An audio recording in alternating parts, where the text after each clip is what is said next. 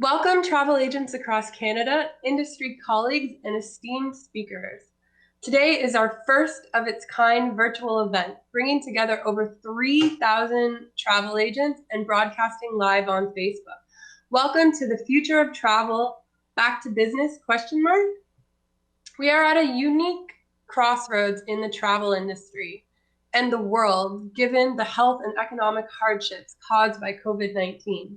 We are deeply saddened by the loss of life and thankful to all the frontline workers. We've seen the unprecedented shutdown of the entire global economy, not just our industry, and the beginning of the economic fallout, like rising unemployment, strapped household balance sheets, and rising solvency issues. We are lucky in Canada that we have had a government that has provided such comprehensive business support. But now what? Have we turned the corner? Is there a second wave to come? Nobody knows. I imagine that some of you have been furloughed and may have lost your jobs, and many of you are fearful, how do you build in a career in travel going forward? What we do know is that it will be time to come out of lockdown soon and slowly start the rebuilding process, to somehow switch back on the travel industry and get people moving again, all with due consideration to the new norms of social distancing and hygiene issues. At present, we have three very big hurdles. Government regulations like travel advisory and quarantine rules. We have the fear that continues to pervade society, like the fear of airports, the fear of the unknown. And three, the loss of economic security for many would-be travelers. But like after 9/11, when our industry took a massive hit, travel will come back again. The love for travel and the benefits to the heart, mind, and soul are priceless. Some anecdotal evidence suggests that there actually could be a lot of pent-up demand. The Houston Zoo opened their website for reservations and it crashed because so many people wanted to visit. A consumer survey that Travelweek did with Metroland that we're going to be publishing next week shows that 76% of consumers surveyed want to get back on a plane again within 6 months of restrictions being lifted. Another great stat from our survey says that 57% of people are more likely to use a travel agent than before the crisis. In this virtual conference today, we've come together as an industry to discuss how to turn this corner together. Travel agents, suppliers, media, tourist boards, all collaborating to turn the travel engine back on. The question is, how do we get there from here? And what does the new normal look like? And that's what we are going to dialogue about today. We don't have all the answers, but we're going to ask the right questions. We have a hefty lineup of industry-leading speakers that are here to speak with you today. And we also have many prizes to give away. If you want to win the $500 Visa gift card, you're going to have to stay all the way to the end. But I know you're going to want to stay anyways because we have so many fabulous speakers. So there's a chat box. You can also ask questions and chat with each other in the chat box. And now I'm going to pass it over to Catherine Folliott, Travelweek's editor, to kick off our first interview with our keynote speaker. Go ahead, Catherine. Hi, everyone. Thank you so much for joining us. It is great to be doing this with you all out there. I am editor at Travelweek, and today my first guest is going to be Joe Adamo. And of course, you know Joe, he is the Chief Distribution Officer for Transat, and he's also the President of Transat Distribution Canada. Welcome, Joe. Good afternoon, Catherine. Nice to be here. Great. So airlines are in the news these days, and it's not necessarily for the reasons that we would like. It's an incredibly tough time for the industry and for airlines especially. Everybody has been hit really hard by this pandemic, and airlines are at the top of that list. I know the losses are staggering, actually. I just wanted to first get your sense, because I know that Transat was in the news today, actually. Just off the top, there were some reports that with the proposed Air Canada Transat deal, that Air Canada, probably no doubt because of all the difficulties that are going on, that Air Canada may be looking to not go ahead with the deal. Could you just give us your take on that? There really isn't much I can say other than to reiterate that this is it's a big deal, both figuratively and literally, subject to many regulatory requirements. We are well engaged in that process, both in Canada and the European Union. Our cases have been submitted, analyses are being done. So we really await now return from Ottawa, in the case of Canada, and the European Union, who has extended their assessment of the file to September 30th. Beyond that, Catherine, there really is nothing to say. The reports that emerged yesterday were largely rumor-based, and we're not in the habit of commenting on rumors. That is a smart move, and I know with everything going on, there's going to be different, rumors and unsubstantiated reports every day. And I agree, just stay the course. And there's obviously much bigger things to think about right now. And we just wanted to touch on that off the top. Another reason why the airlines have been in the news have been, the federal government has tons of financial assistance programs. They've been extremely helpful, but for the airlines, we're losing millions every day.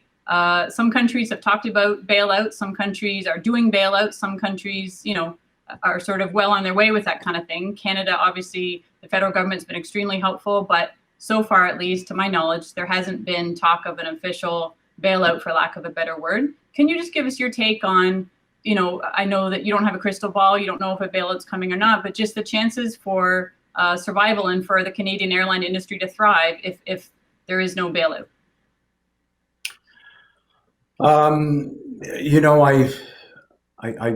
To say, can the industry survive absent some assistance or bailout? I would have to speculate on how long this will last. So I can't. As you said, I don't have a crystal ball. We are rather proud at Transat that we did go into this with a very healthy balance sheet, essentially debt-free. So we've been able to weather the early part of the storm and took immediate action, difficult but necessary immediate action to minimize our spend, our cash burn, our disbursements. The question is, though, how long will we be grounded? We currently are not operating, and our peers are operating minimally. I would say that, first of all, we are most appreciative of what the federal government has put in place in terms of wage subsidies. That has helped, for sure, ourselves as an employer, but it's been most impactful as well to furloughed employees, who in many instances are better off with that program than the CERB or traditional employment insurance. So truly hats off to our leaders in Ottawa for that. The LEAD program, the second program, we are well engaged in that, but these things take time. But we are actively working on this with federal authorities to secure additional liquidities to allow us to weather the rest of the storm. But beyond that, beyond the immediate needs, which we are meeting with our own resources, the issue of bailouts, and bailout can take many forms. I don't think anybody is looking for charity. We're looking for assistance, assistance that we intend to repay. The issue is really about leveling the playing field for Canadian airlines with the rest of the world. We all operate in a global world, and you mentioned, I think you alluded to this, So for the most part, the American airlines have secured assistance. I won't call it bailout, let's call it assistance. Air France KLM has secured assistance, so has BA. Lufthansa has just about put to bed a package with the German state. These are all, from near or far competitors of Canadian Airlines. So we think it's only fair in that context that our government also step up. And again, I'm confident they will be there. I'm confident they will be there. That's interesting how you say that. It's true that you're right. There's a solidarity in this, that all, the entire world obviously is in this together. And then within the travel industry, everybody's in this together too. And it's very rare, unprecedented, of course, to have a problem that's impacting everybody all at once, including competitors. So there's that level playing field. But as you said, there needs to be a level playing field in terms of support. And obviously, because it varies country by country, that's a tough thing. So I really appreciate your take on that. I know you're right. Nobody wants to go to the government looking for bailout, and airlines have been incredibly successful in Canada, and this is just one of those things that threw everybody for a loop. One of the other questions I wanted to talk about, obviously, is still very newsy, and has even come into the federal government. Trudeau's been hinting that there might be some more information to come in the coming weeks about, of course, refunds versus vouchers or future travel credits. I know agents are stuck in the middle. It's an incredibly tough situation because the airlines are trying to conserve all the cash they can. The clients want their money back. The agents are stuck in the middle dealing with this when they're the ones that are sort of taking a lot of the flack from the clients, who some of them want their refunds. And I know that everybody has come out. I mean, the Federal Court of Appeal did the interim ruling about that the CTA statement on vouchers can stand, which is great, because I know that a lot of agents have been using that CTA statement, saying that vouchers are appropriate under these circumstances. It's a great tool for them to use. Can you just tell us sort of what Transat's been doing to support agents, maybe in terms of like credit card chargebacks, that kind of thing, with the refunds situation? Sure. So we took an early stance on this, that the issuance of the vouchers or credits was reasonable in the face of such catastrophic collapse in demand and the grounding of aircraft around the world. Would we prefer to refund the traveling public? Of course. But we think under the circumstances, what we were early to lead with, we thought was a reasonable approach. And we've been comforted by the CTA's position on the matter. Now, what I would say to our travel agent partners is that keep in mind that you have such a high touch relationship with the consumer. He or she will look to you for guidance, and while extremely difficult, I understand that, we all do. The fact is, what we have done at Transat, I think from the get-go, has been accommodating and flexible. There's never been any restrictions. You could use the voucher on anything, any destination, any product, literally, for the full 24 months. Any unused portion remains on file, again, within the 24-month window. So we would never pocket any money that isn't ours in this context. I would also add, Catherine, that transfers have been topical of late, and we to date have been very, very reticent to make the vouchers fully transferable. Now we will, if somebody is unable to travel on a case-by-case basis, we will be compassionate and be flexible. But to allow almost unfettered transferability of these vouchers to us brings with it two major risks. One is the risk of fraud, because if this is a currency that can then be bought and sold on the open market, we obviously expose ourselves to fraud, and that places a significant burden on travel agents and ourselves as a company to vet the legitimacy of the redemption of the voucher that has been transacted or sold. So that's number one, and not insignificant. And I can tell you that in the heat of the late March, as things were falling into place, as it were, flights were being canceled, government advisories were being issued.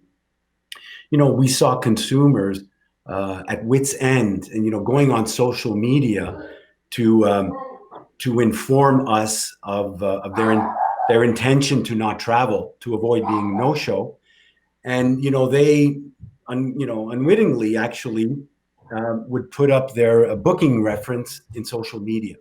So if you think about it, the booking reference is today the key, and it becomes the key to that voucher. And if history has shown us anything, is that if you have a flaw, if there is a weak link in a process,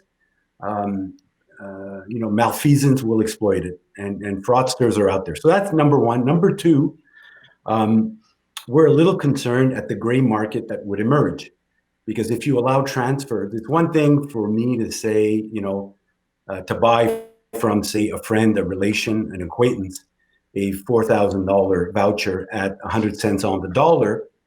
But if it's a third party, I would expect a discount. So I might pay $3,500 for the said $4,000 voucher.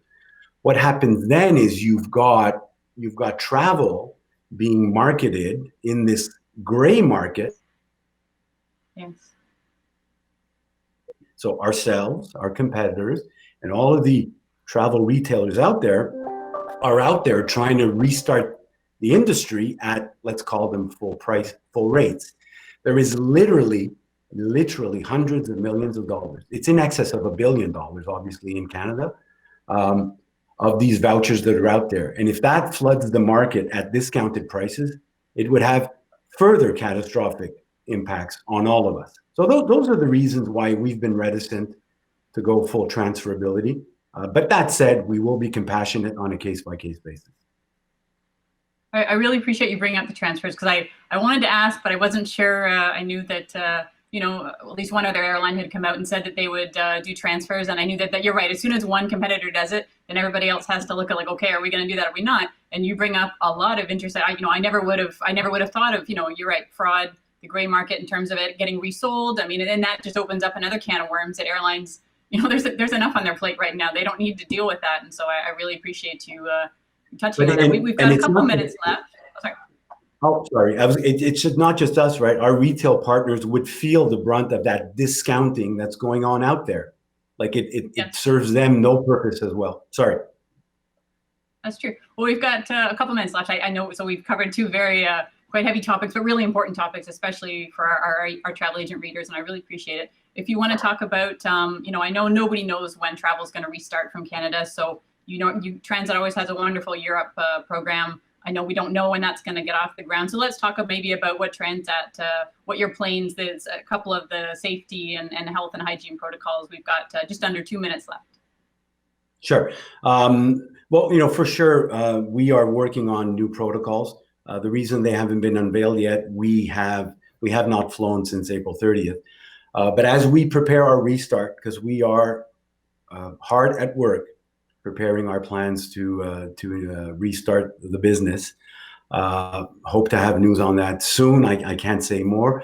We will, of course, unveil our new protocols.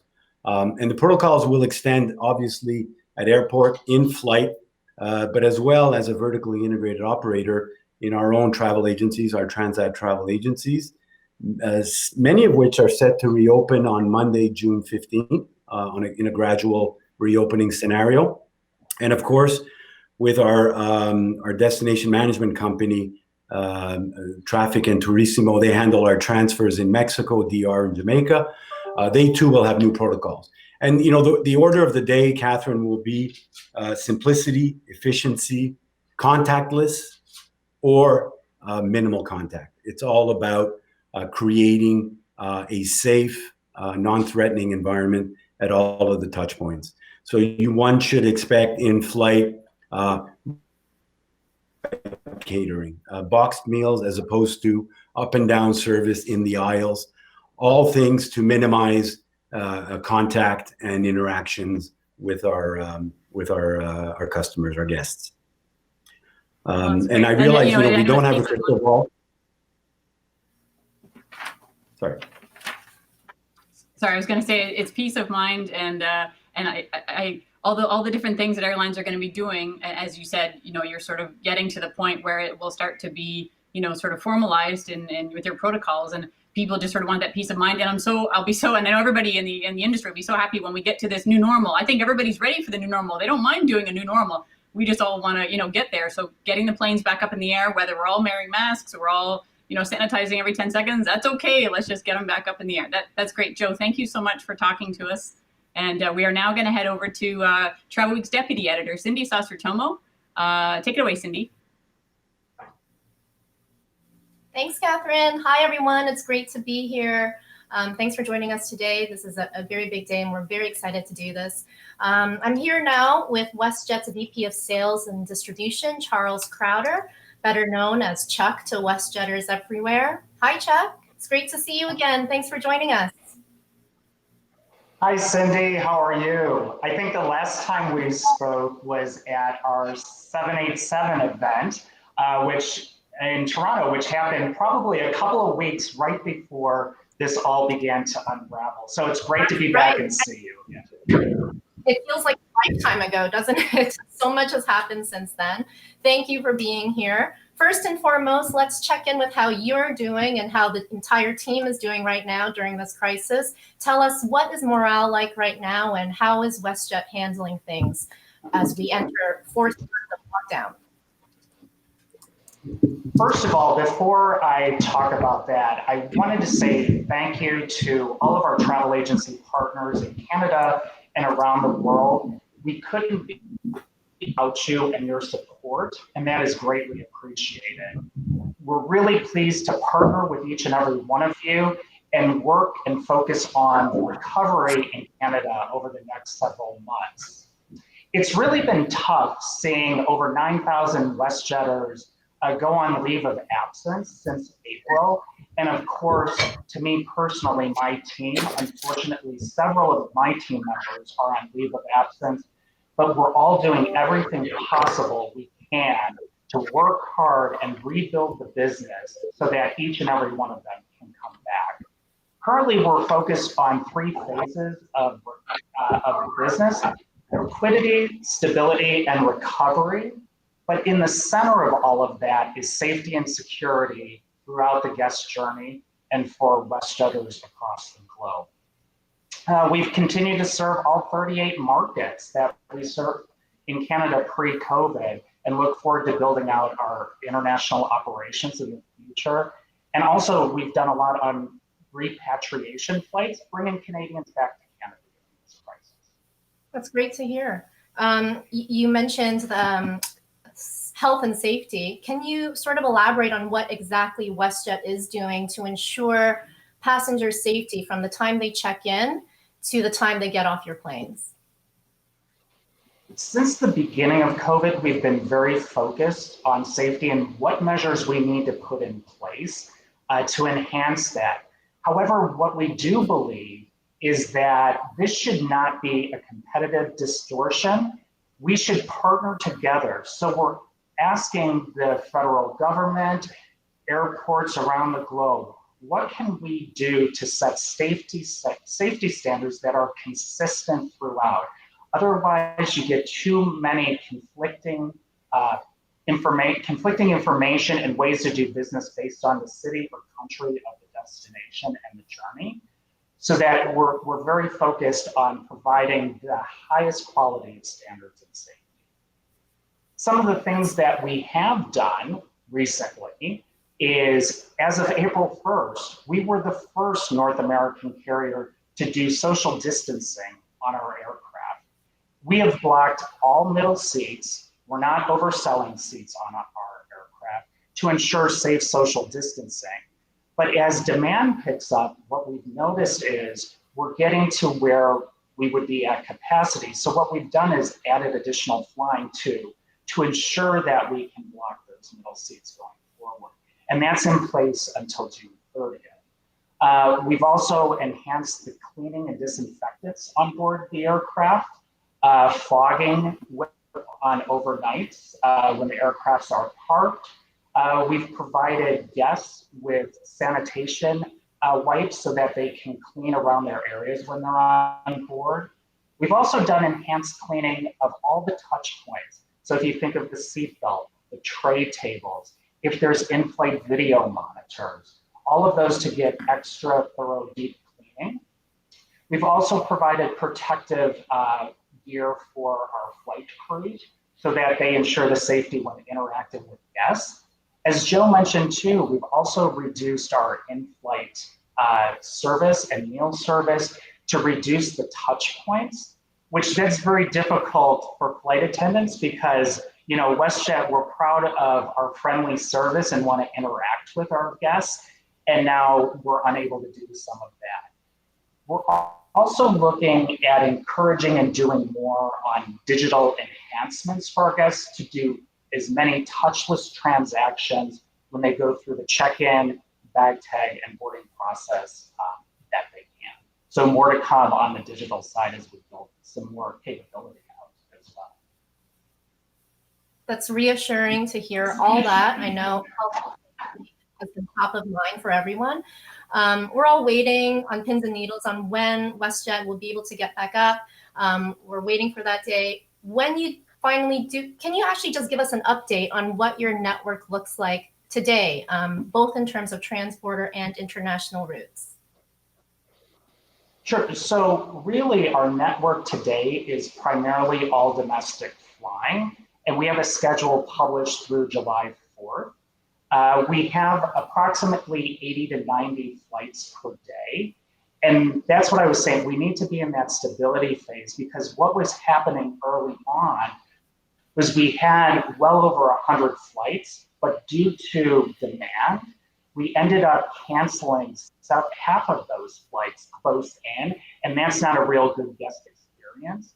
Since we initiated this new schedule in mid-May, we actually are very rarely canceling any flights so that travelers know that they can rely on the schedule that we're publishing. That's very important.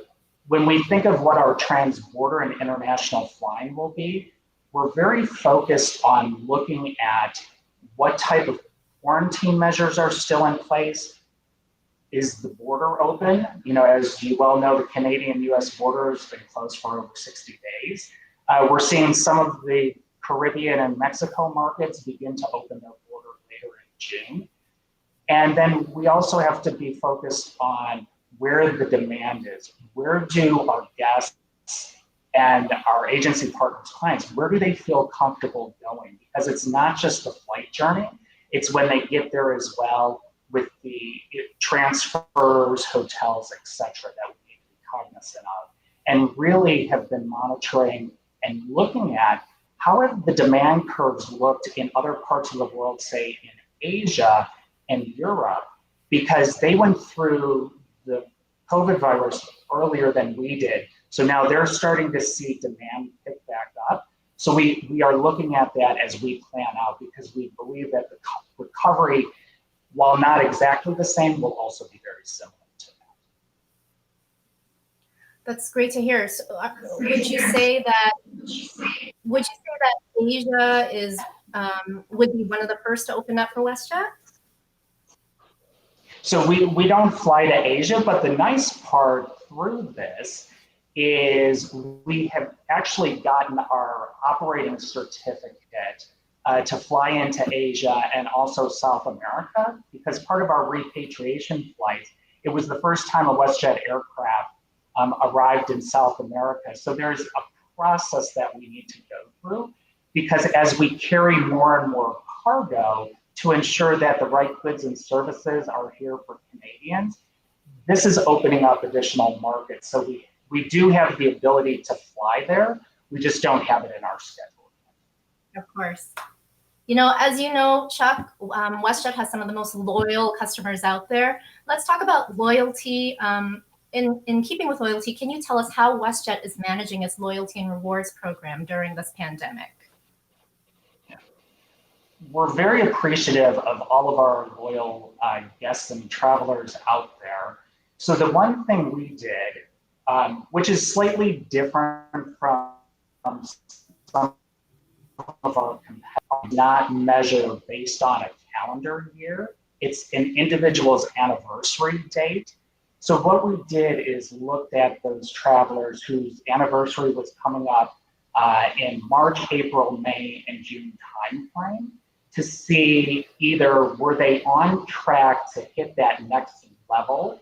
So platinum, gold, silver, or teal members to move them up automatically without flying and producing the revenue we needed them to do. And then others who were on track to remain the same status level, we've just extended that for another year. Another part of our loyalty program is our companion vouchers. So we actually also pushed out the validity and extension of those for another year so that our guests can take advantage of those and they didn't expire just because there's so little flying right now. Great to hear. Now, Chuck, I know you were a travel agent earlier on in your career. Not sure if all our listeners know that fun fact. Now, as someone who knows firsthand what agents may be going through right now, what advice do you have for them, and what essential information do they need to know as they navigate these next few weeks of the pandemic and next few months, really?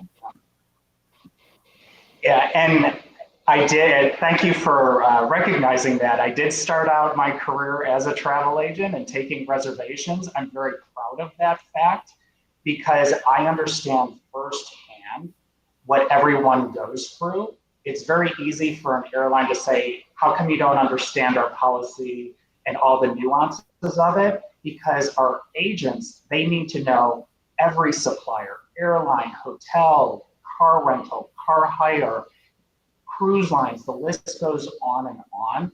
And so I understand that that can be challenging at times. But what I can say is please stay very focused and rely on our travel agency resource site. I'm sure you all know it very well, westjettravelagency.com. That has the most up-to-date information in it because we want to be very transparent with our policies. One thing we also were doing, many of you who may be listening today are part of our travel agent advisory board. And when we put out communications, we've actually asked them to read through what we are putting out to ensure that it makes sense to the travel agency community to avoid any confusion and drive a lot of calls or questions so that it provides them time to work with our mutual guests going forward. I recognize the policies keep changing constantly, especially the first 2 months of the crisis. We hope there's some stability out there now. Probably one of the biggest questions was the ticket validity. Because direct guests had 24 months to use their WestJet credits. On an airline ticket, it's 13 months from first travel date. We're hosted in Sabre, so we've been working very closely with Sabre to do an auto extension of the tickets and push those out to 24 months to alleviate some of the work for our travel agency partners. Sabre is working through that programming now, and we hope to have a definitive and more details later on at the end of June. Okay, great to hear. We have our final question here. 1 minute left. Let's end on a high note. Are you optimistic at all at this time? Can you gauge the climate right now? What are you optimistic about in the future? And do you see any opportunities coming out of this difficult time? So the airline industry and the entire travel industry is so crucial to the Canadian economy. There are over 240,000 travel-related jobs in our economy, which generates $49 billion in GDP. We are vital for this, and while I've been through many crises before, whether that was 9/11, SARS, the financial crisis, this one is really unprecedented, and we don't know where it will take us. However, one thing I am very confident of is with the travel industry, we are a resilient group of people, and we always come together to do what's right, and we'll rebuild. And there's also a lot of great things that come out of crisis, a lot of technology, digital, that actually make the guest journey and the interaction between the agents and the suppliers much more effective in the future. And we actually, while it's so difficult right now, we actually come out of this in a better light and better support and a stronger industry going forward. So I'm thrilled to be partnering with everyone who's on this call, and appreciate. And we appreciate you being here with us. Thank you so much. It's such an uncertain time in travel right now. I know, you know, there are all these questions going around. So it was great to have the chance to talk with you directly today. So thank you for being here. Thanks. Have a great afternoon. Okay, now let's pass the mic back to Devin. Hi, everyone. Wow, Transat, WestJet, thank you so much. That was very insightful. Okay, now we're taking our first pause for prizes. We have a ton of prizes to give away today, and make sure you stay till the end because that's when we're giving away the grand prize. So our first prize today is a 40-inch Samsung TV, and that is going to go to Jennifer Burton, Ultimate Destination Weddings. Our second prize today is a night on the town at the Keg. That is going to go to Daniela Nitti at Vision Travel. And our third prize today is a $100 Amazon gift card. We know how useful those are these days.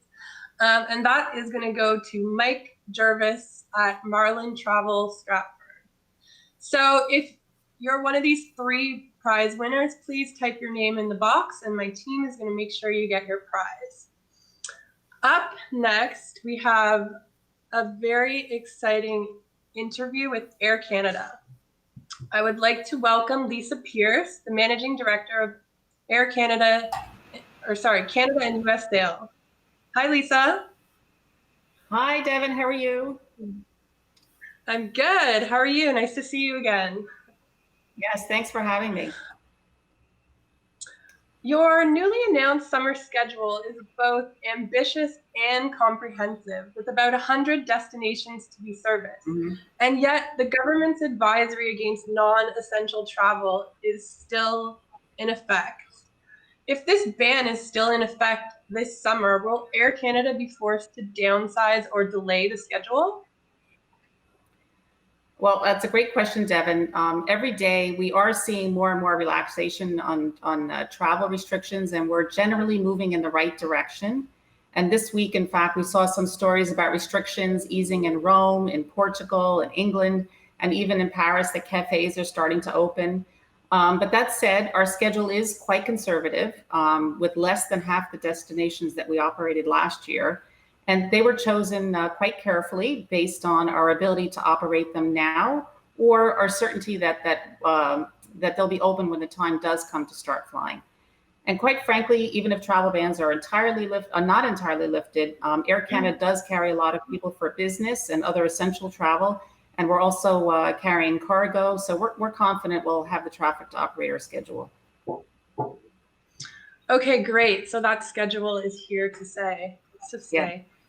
What about the U.S. border closure? This is a major factor in Air Canada getting routes off the ground. Will the planned routes continue if the border closure gets extended? Well, both the Canadian and U.S. governments have been speaking about relaxing restrictions, and we're optimistic that there'll be more opportunities to travel between Canada and the U.S., if not a full restoration of open borders.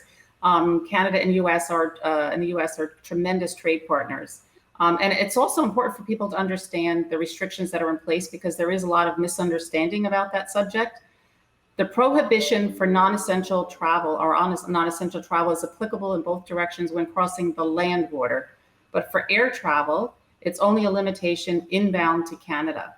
And the US limitation is only related to passengers who've been in China, Iran, the UK, Ireland, and Schengen countries within the last 14 days. So I think it's important to point that out. And we're optimistic that things will improve after June 21st. Yeah, you're right. I was aware of that little nuance, but I'm not sure that everyone else knew that you actually can fly into the US right now. You just can't. Americans cannot come back into Canada. Okay, let's move on to some of the changes that you've made at Air Canada, given the pandemic. As part of your Clean Care program, Air Canada will now be conducting temperature checks at all airports. Can you walk us through what your new procedures and protocols are going to look like? Okay, that's a great question, because we absolutely understand that building people's confidence that they can fly safely is key. So we have put a multi-layered biosecurity program in place. Air Canada Clean Care Plus is central to this, and it introduces protections at all stages of the journey, from requiring masks at the airport to encouraging social distancing and taking people's temperatures prior to boarding. And this is actually a non-invasive handheld infrared thermometer. And contrary to some reports, there are no privacy issues with these devices, as they don't record any identifying information or they don't store data. And they're basically just fancy thermometers. And additionally, until the end of June at least, we're guaranteeing customers an empty adjacent seat, and we're using electrostatic sprayers on aircraft to increase the quality of the cleaning on board the aircraft. And supplementing these are there's other measures we're taking. We're introducing no-touch baggage check-in at the airport. We've adapted our boarding procedures to reduce crowding. We've redesigned our onboard service to limit personal interactions. We've mandated masks on board, and employees are supplied with personal protective equipment. But I'm really very happy to add that we're also getting support from our partners, because that's absolutely key. For example, to get through security screening, the government now requires you have a mask, and airports are also taking steps. The GTAA in Toronto Monday introduced a series of measures to promote distancing and encourage healthy behaviors. They're requiring masks, and they're also limiting who can get into the airport in order to facilitate social distancing. And I have heard from many counselors that this is a popular question. You know, it's one thing for all of us independently to be doing things and taking precautions, but really it's the end-to-end experience that's really important for the customer, so they know that from end to end they'll have a safe experience. Yes, I agree. Airports are going to be a very different place. Yes. Temperature checks could be concerning for parents with kids whose temperatures often fluctuate. How do you ease their worries about potentially being denied boarding for non-COVID related ailments? And if they are denied boarding, what will Air Canada do to accommodate them? Well, temperature taking is definitely getting a lot of attention, but it's important to keep in mind that it's only one measure, and it is part of a multi-layered approach. First, when you check in, everyone has to answer 4 health-related questions mandated by the government. And if you answer yes to any of them, including the one about fever and cough, we are obliged by law to deny boarding. It's also important to remember that airlines have always trained their employees to look out for customers who appear unwell to ensure they're fit for travel. And we do this not only for the individual's well-being, but also for the health of all the passengers on board the aircraft. The temperature checks are conducted with devices that have been approved by many health authorities, as well as Air Canada's own chief medical officer. And the devices are actually tested daily to ensure they're accurate. And the batteries are also replaced regularly. And if there's an elevated reading, our protocol is to actually recheck with another temperature device, just to be sure. And even if a customer is found to have an elevated temperature of over 37.6 degrees Celsius, we do consult our medical experts before making a final decision, keeping in mind, again, that elevated temperature in itself is not the only determining factor. But in the end, customers who, after all the confirmation and consultation, if they're deemed unwell to travel, we will rebook them at no cost. And then they will be required to obtain medical clearance prior to their travel. So I hope that gives people. Yeah, that'll give people a little bit, make them feel better that if they get denied, they're not out of pocket as well. Right. And it's a very sorry, go ahead. I was just going to say, it's a multi-layered approach. I think that's the main thing. You know, the temperature taking gets a lot of attention, but it's a multi-layer approach. Okay. Many specialists are actually anticipating another wave of this outbreak, potentially in the fall or the winter. If there was another outbreak to occur, would Air Canada do anything differently to accommodate travelers, get them back home, and rebook their flights? Essentially, I'm asking kind of what lessons have you learned from the first wave that will put you in a better position for the second wave, if indeed there is one? Well, hopefully not, first of all. But I guess my first response to that question is we are all a work in progress, and this situation is no different. I mean, there are definitely lessons that we've learned, not only by our airline, but also by the medical community and society at large. And the way we deal with COVID-19 continues to evolve. And certainly as new technologies and processes are introduced, we as an airline have and will continue to adapt. So I think that's first and foremost. And a perfect example of that situation is the whole position on wearing masks. I mean, it's evolved quite a bit over time. Initially, experts didn't think that we needed to, they didn't really make any difference. Then it was realized that anyone who was feeling unwell should wear them. Then it was determined that people in proximity to someone unwell should wear them. And now we're talking about everyone wearing them all the time. So that's a perfect example. But our present much devolved understanding is the beginning point should there be another recurrence. Not that COVID has gone away completely yet, but at Air Canada, we would start from a position with established programs such as our Clean Care Plus program at our disposal. And the same is true also of our policies. For example, we've altered our goodwill policies to give customers more flexibility. We've changed our fare structure in North America to include more flexible fares. And this, again, has been an iterative approach over time, and that will continue to be our approach. We'll evolve as the situation changes and learn from our past experiences. And of course, there's also the collective experience that we all have. We expect our customers will probably be more readily willing to accept and follow whatever their prescribed safety practices are to keep us all safe in the future.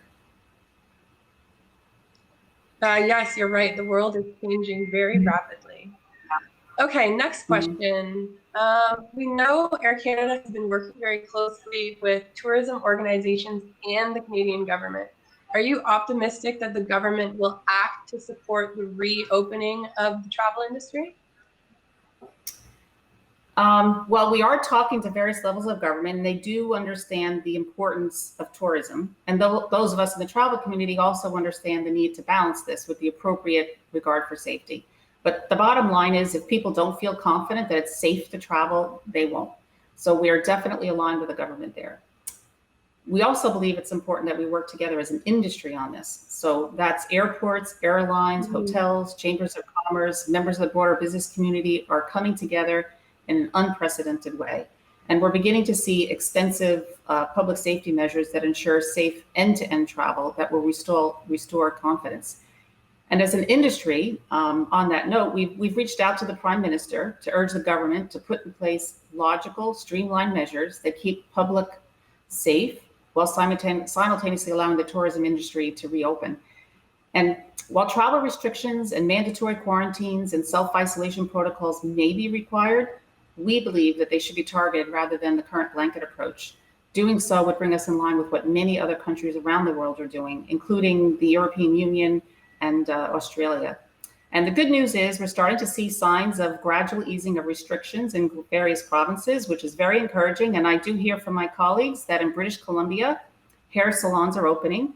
So I'm actually thinking about making a trip to Vancouver to get my hair cut. There's a new cottage industry out there. I know. There's a lot of people out there in need of haircuts, that's for sure. Can you weigh in on the voucher versus refund debate that is putting travel agents in a very difficult position with their clients? Yeah, I'm glad you asked that question. It is a difficult situation, and we absolutely appreciate the frustration. And as the Prime Minister, or as the Minister of Transport said, I should say, there needs to be a balanced approach which has regard for the consumer as well as the survival of airlines. And for our part, we've been refunding tickets that are refundable and have returned over $1 billion since January. For other customers with non-refundable tickets, we've introduced a number of new options, including travel credits that are transferable. They never expire, and they allow customers to retain any residual value. And this is in line with the recommendations from ACTA. And we're also offering an alternative with a choice to receive a credit in the form of airplane miles with a generous 65% bonus. And these options will all be available for all customers, regardless of booking source. And they are retroactive to March 1st. So anyone affected by COVID-19 can take advantage of this flexibility. Great, thank you. Okay, we'll give you the opportunity to end on a high note. What are you optimistic about in the travel industry these days? Well, I mean, I'm an optimistic person in general. This is a temporary situation. We will get through it. And speaking as someone who works for Air Canada, I feel very fortunate that we have the financial resources to survive the downturn, to invest in the right strategy, especially our biosecurity programs. And while this has not and will not be easy, I do remain optimistic. And it's an absolutely great opportunity for all of us to reinvent ourselves. Very excited about the future. Yes, you're right. Thank you so much, Lisa, for joining us. We really appreciate it. Thanks. Thank you. Up next, we have a great destination panel with Jamaica, Los Cabos, and Visit Britain, and our guest panel host, Max Tremaine. Take it away. Hello, everyone. I'm Max Tremaine, CEO of Sherpa. We make it easy for travelers to cross borders, and today we're talking about getting back to business with a few people who manage awesome destinations that we'll get to hear a bunch about. Thanks so much for joining me. We have Donovan White, who's the Director of Tourism for the Jamaican Tourist Board. We have Rodrigo Esponda, who's the Managing Director of Los Cabos. And we have Linda Falcone, Travel Trade Manager at Visit Britain. Thank you all so much for joining me. So I was going to try and summarize the state of travel, but that's pretty difficult to do right now. It really depends on where we're talking about. So luckily, I have three panelists who are better positioned to do all this for their respective destinations than I am. So I'll put it to the group, and I'll start with Donovan. What's the state of travel into Jamaica?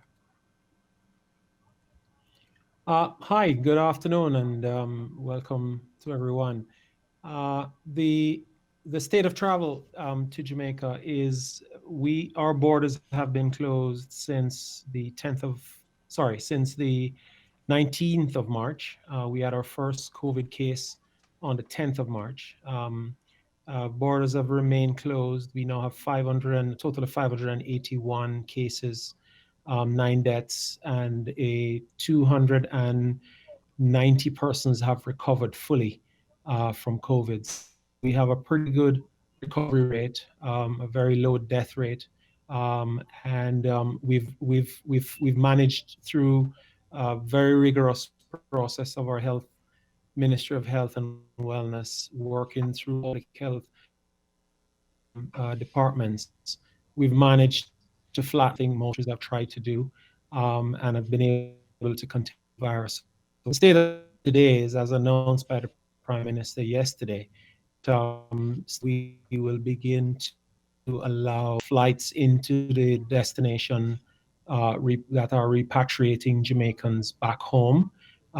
They would have gone through a pretty detailed process to be able to fly back home. And they'll be subject to testing on arrival and some level of quarantining after they've been tested. And then on the 15th of June, the destination will open to non-Jamaican travelers to arrive, which really is speaking to mostly our tourism industry. And at that point, we have, and we'll talk about this, I suspect, in the conversation later on today, but we've developed a very rigorous set of protocols that will govern our tourism industry and will guide how we operate henceforth into the future until such time that we are no longer living with COVID-19. Mm-hmm. So it sounds like we're getting close, and travelers can expect some more vetting when they arrive, but they'll be able to come down to Jamaica soon. That's great. And Rodrigo, for Los Cabos specifically, but also for Mexico more broadly, what's this? Well, Los Cabos has been closed for tourism activity since April 1st. We have been preparing to reopen in 5 phases that strategically we have been preparing, accompanied with very thorough protocols that are going to be implemented along the destination.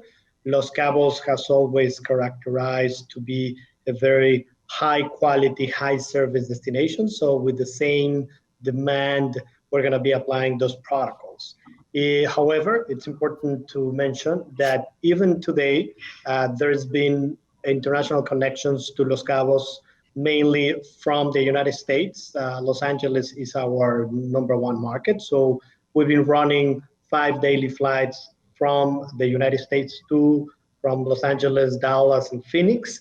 And in June 15 is when we are expecting to reopen the destination for tourism activity. So the hotels and the attractions and the beaches are going to be opening in mid-June. And that's where we're going to be resuming operations with all the protocols implemented along all the supply chain. Mm-hmm. And what do you expect those protocols to look like, Rodrigo? Well, we want to have an even experience for our visitors. Since they arrive to the airport, there's going to be a very strict protocol that every passenger will need to fill a questionnaire. Their temperature is going to be measured. There's going to be doctors and medical personnel interviewing everybody. A thorough cleaning throughout the airport and sanitation in the transportation. The hotels have applied also an international standard protocol that we're going to be having a seal of approval in the destination, including carrying capacity controls, restriction in the distances flow. We have been working with all the associations in the destination. We know that the capacity in the short run is going to be limited depending on the different elements. However, the destination, it's very ample, it's very open. We don't have any high-rise buildings. We control density. So with these protocols, we are sure that the expectation is going to be very fulfilling for every visitor. So it sounds like we have some broad alignment so far. Linda, same question to you. What can someone expect for travel into Britain? So right now, the public health and safety continues to be the UK government's key priority. We're a little further behind the other 2 destinations because as of the 8th of June, which is next week, there'll be rules for a 14-day quarantine initiated for both residents and visitors to the UK. So we're just initiating that quarantine for visitors. Measures are going to be, and I want agents to know that they'll be reviewed every 3 weeks and sort of basing on the latest science and evidence that we can find, we'll keep reviewing it. And we will put it on our key trade website so that you know when the quarantine is lifted, because we're working very closely with the government. The key role for Visit Britain right now is to act as an interface in between the travel industry and the government, advising on policy interventions that are needed to rebuild the tourism industry. So we want to ensure that economic impacts on the tourism industry are understood and the policies then will match the scale of the response that we need to do. So our website, trade.visitbritain.com for agents and gov.uk are the 2 websites that will keep you up to date on the quarantines and the openings. But at this point, we're way behind you guys and we're still in lockdown. Well, I'm sure the British government is taking seriously those weights between the travel industry kicking back up and containing the virus for sure. I know that the Caribbean fared better than other regions in terms of containing the virus. I'm sure the top priority is keeping residents safe and weighing that against opening up as well. Donovan, how do you walk that fine line between reopening tourism and keeping the general population in Jamaica safe? Good question. Great question, actually.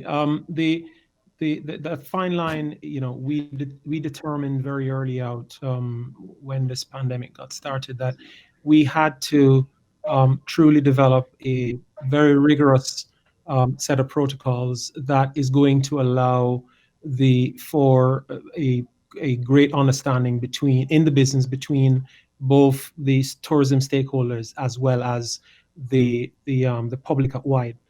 And so what we've done over the last 2.5 months is we sought to develop a very consultative and a very collaborative approach to get into these protocols that we believe are going to serve us well, and probably, hopefully, we'll be able to provide through them and through the level of collaboration we've gone through, some leadership in terms of destinations.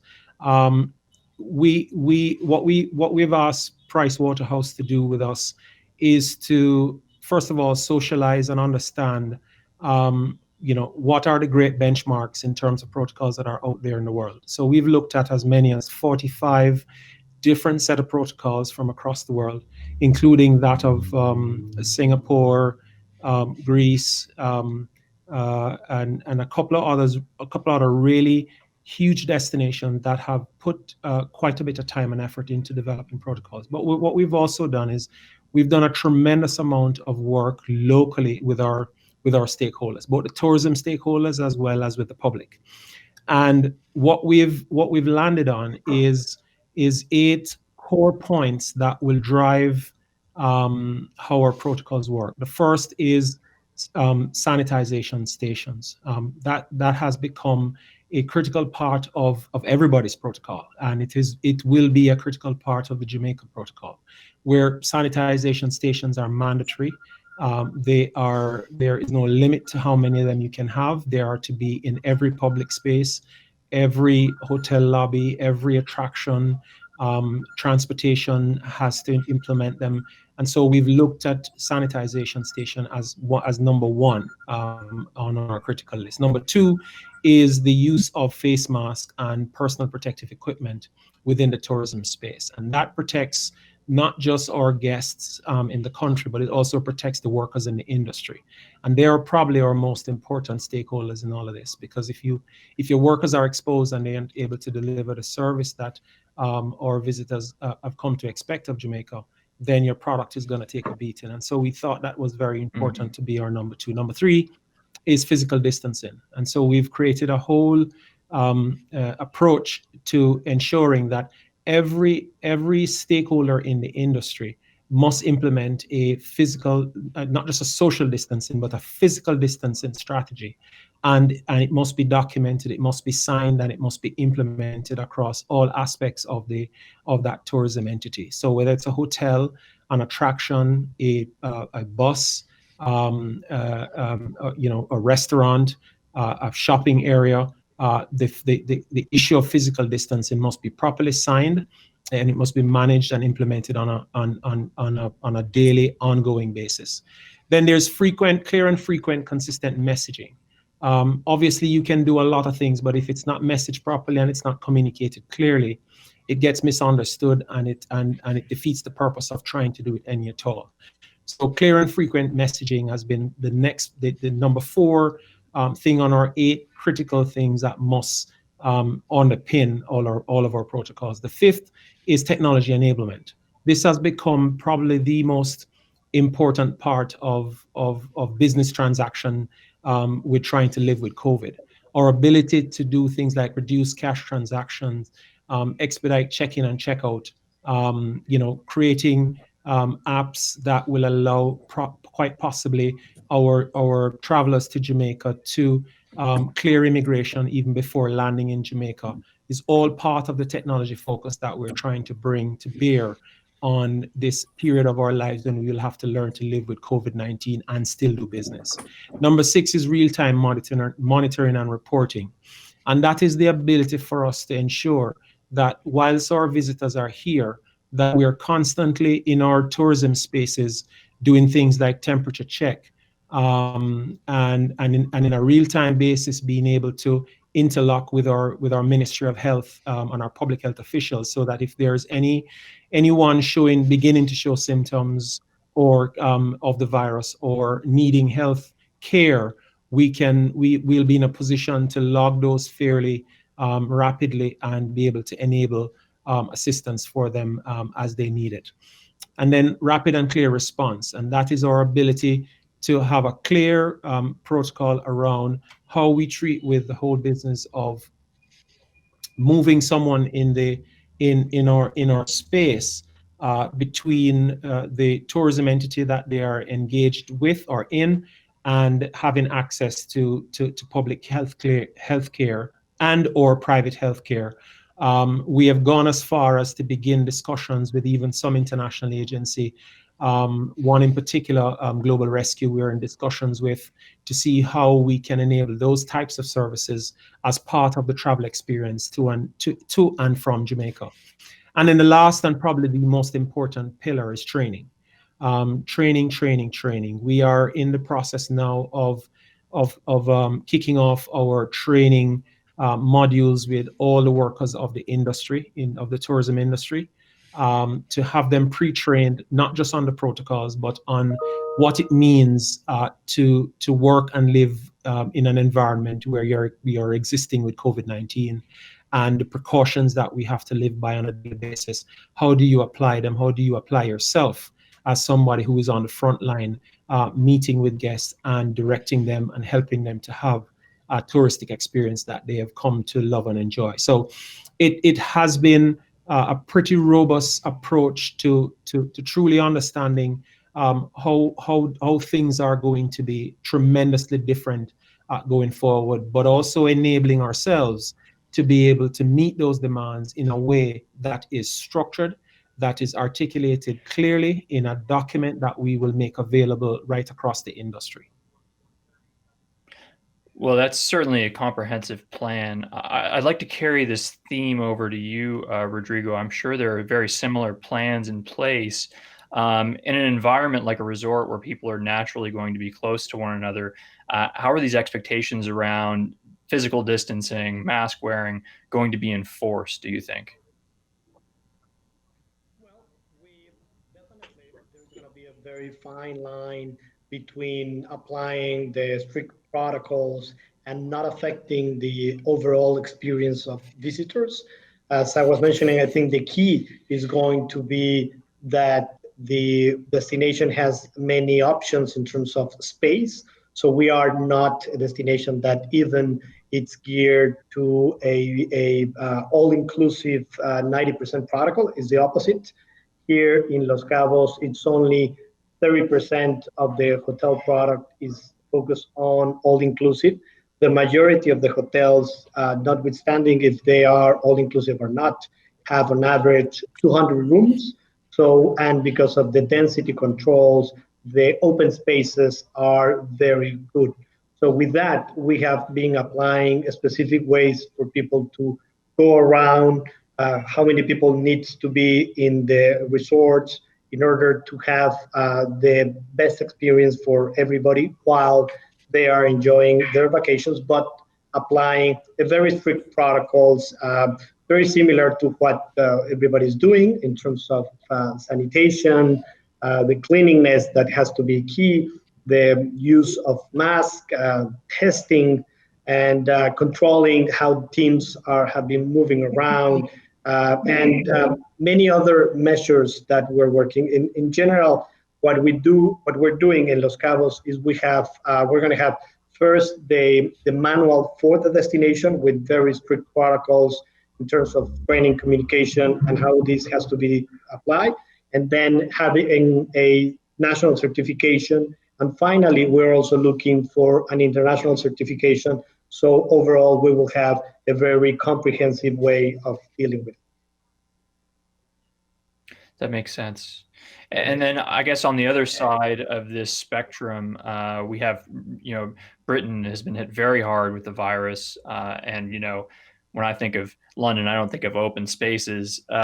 Linda, how do you expect that Britain's going to come out of a post-pandemic world? And what are you looking for in terms of signals for a comeback? Well, first of all, I want to say that the Prime Minister's said that the overriding priority, of course, remains to save lives. But tourism is high on the government agenda, which we're working very closely with the government on. And to do that, the Prime Minister says we have to acknowledge the fact that for the foreseeable future, life is going to be different. And we realize that. So we continue to put safety first. but we're trying to bring back the industry, and we anticipate tourism to come. And I think similar to Canada, it's going to come back in stages. And our first step will be to have the local people revisit their local areas. We're going to be encouraging that. We're working with the local regions, the DMOs locally, to create a step-by-step approach, promoting first to encourage sort of that local day trip, and then visiting maybe outdoor gardens and national parks and that sort of thing, and escalate that more into the national visits into Scotland, into Wales, into England, different regions. So that's all going to happen up front, sort of in a more local, domestic market first. And I think we will see that, and then sort of we will ultimately open up, once that's all clear, to the international markets. We're continually monitoring, as the world does, the incidents and areas that are affected, and try to understand where we're going to be in recovery. But at this point, we're still looking at a domestic start. And I think, just to mention that, I think that's a positive in the sense that we'll have everything will be open and having run already.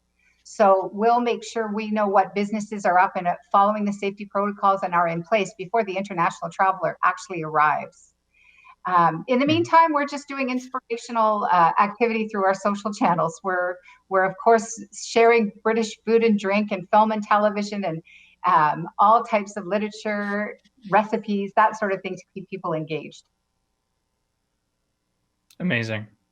And I mean, to carry on that point, I guess it's good to know from all of you that functionally people will be able to enter the country, whether it's on a shorter or a longer timeline. From a marketing perspective, how are you going to entice travelers once they are able to travel again? Donovan, I'll go to you. Well, I think the most important thing to any traveler live in this era of living with COVID-19 is going to be their safety and security, their ability to travel, if they choose to travel, is going to be dependent on how safe, the level of safety we are able to articulate and provide for them. Now that's challenging as it is, and so we have to make the very best efforts, and you start that process with the protocols that you will enable in the destination. There are three basic plans. They're not basic, actually. Three very detailed plans that every tourism entity in Jamaica will have to prepare and lodge with our tourism product development company, which is the entity that manages the licensing of all tourism entities in Jamaica. They'll have to provide an emergency plan. They'll have to provide a physical distancing plan, and they'll have to provide a communication and reporting plan. Those three plans we felt are important to at least ensure and give every traveler the assurance that we've thought of every possible eventuality, and every entity that they're likely to, as they're in Jamaica, have been cleared by TPDCO, which is the Tourism Product Development Company, to operate and to open and to provide service to them whilst they're here. We believe.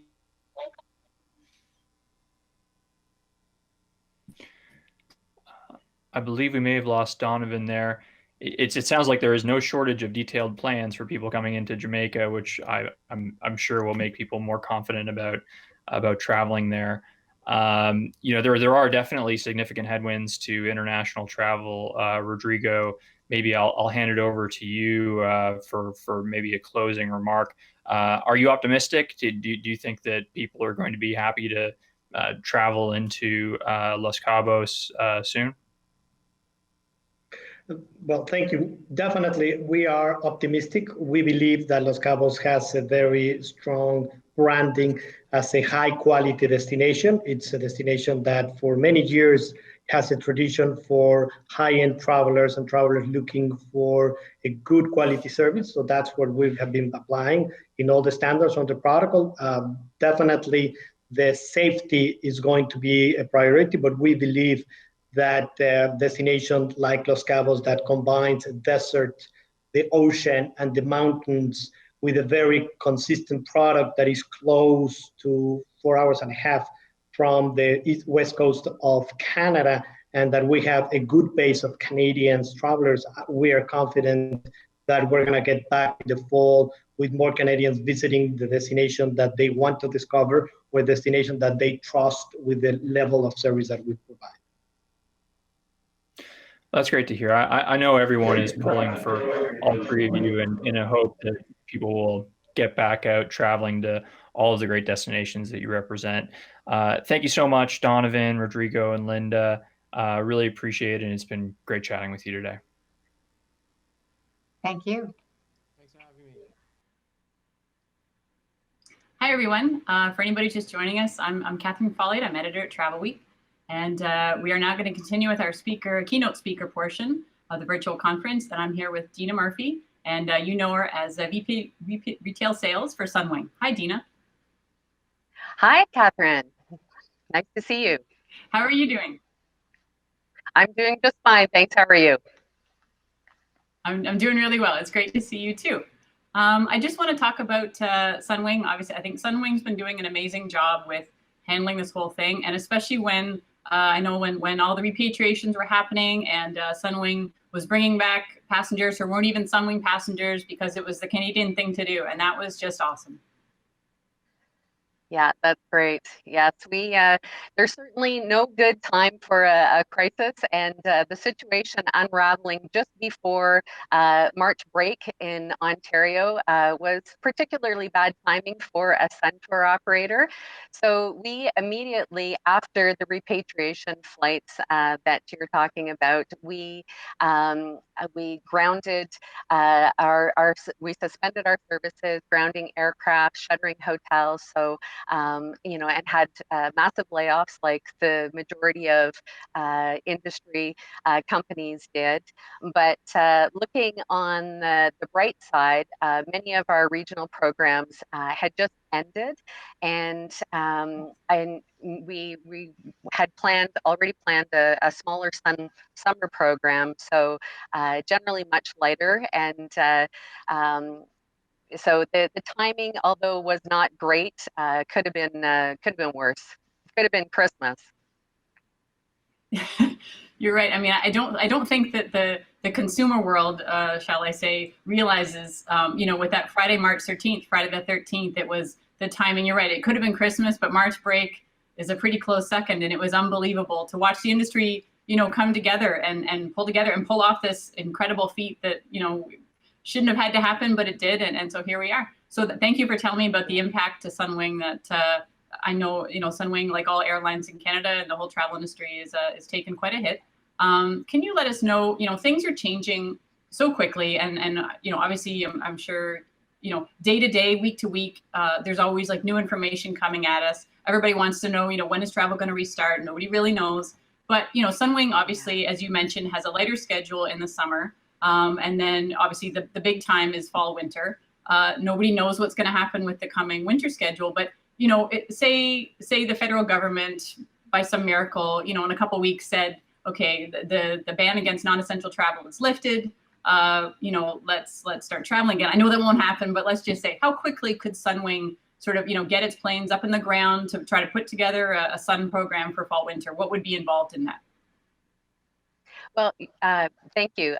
So great question. And first of all, hopefully the government will make some of those decisions sooner rather than later. But we are ready to go very quickly to get the planes back in the air. In fact, in recent weeks, we have been operating dozens of flights for the agricultural sector. We've been flying to Jamaica, to Mexico, to Guatemala, into British Columbia, Ontario, and Quebec, and bringing much needed foreign workers. So as far as we could be very quick to return to service as far as the airline goes. As far as the winter program, we're also ready to go. As you can imagine, next winter's program was planned, built, and on sale several months ago. And will there be significant changes to capacity? Unfortunately, yes, for a while, until things start to ramp up again.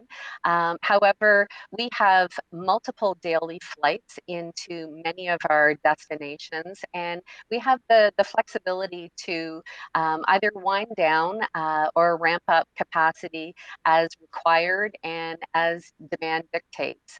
One of Sunwing's strengths over the years has certainly been our agility, and so we're pretty quick to move, and our whole team is just really looking forward to coming back to work. And as you mentioned, the majority of our customers do travel between November 1st and April 30th. So we're hopeful that things will start to ramp up in the coming months. Okay, yeah, I think everybody, that's right. Everybody's just waiting for that day, and it's incredible to me how nimble the airlines especially have been. I mean, nobody thought that, that things would have to shut down so quickly. And then as crazy as that was to shut everything down so quickly, it's going to be even crazier to start back up. But as you said, I mean, Sunwing's ready to go, and it can, probably pull things together much faster than people might realize. So thank you for giving us some indication of just how quickly it could start, because that's great news. Can you also tell us about the great new program, Safe with Sunwing? For sure. Thanks for asking. At Sunwing, our employees and customers' health and safety has always been and continues to be our top priority. Now more than ever, our vertical integration is a great advantage to us, as we are the only travel company that actually owns the airline that our customers fly on. We own the destination management company, Nexus, that and all the buses that move all of our customers between the airport and hotels, as well as owning dozens of hotels in under the Blue Diamond brand throughout the Caribbean, Central America, and Mexico. And some of the viewers may have tuned in to our webinar that we did last week with Blue Diamond and their assured vacations. In preparation for returning to service over the last several months, we've done a complete audit of our entire organization, and now launching Safe with Sunwing. We are implementing the highest safety standards throughout the organization, from the beginning of the customer journey to the very end. So starting with check-in, in-flight, our transfers, our excursions, and throughout all of our hotels, we are implementing a number of the protocols that Donovan and Rodrigo were just talking about with regards to physical distancing, social distancing, hand sanitizers, you name it. We are on the excursion side, looking at more private excursions, and we really are looking right across the whole journey and making the necessary steps for safety.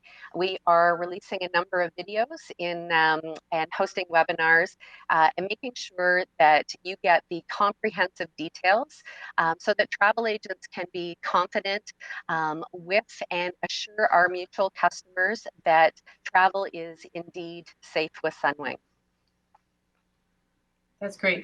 You're right. That communication, just like keeping in touch, and it's to see everybody get into action with webinars and outreach, because as much as there's sort of nothing going on, there's a whole lot going on. It's a very strange situation. But you're right. You've got to sort of stay connected with the people who are selling your product, and that's travel agents, and just let them know what's going on, and that really helps. Can you let me know also, just in terms of agents, like if they've got clients coming in, as much as everybody is quite fearful to some extent about maybe traveling again, there's also some clients who cannot wait to travel again, and they want to get out there to a sun destination. Do you have any sort of advice for agents who do have clients who are looking for, I do want to book? Absolutely. The first piece of advice that I've been giving to travel agents is to definitely stay engaged with your customers. I've been so impressed with the activity that I've seen, the level of engagement with some travel agents, and how they're connecting on Facebook and Instagram, and sending inspiring videos, and really keeping in contact with customers, and that is crucial right now.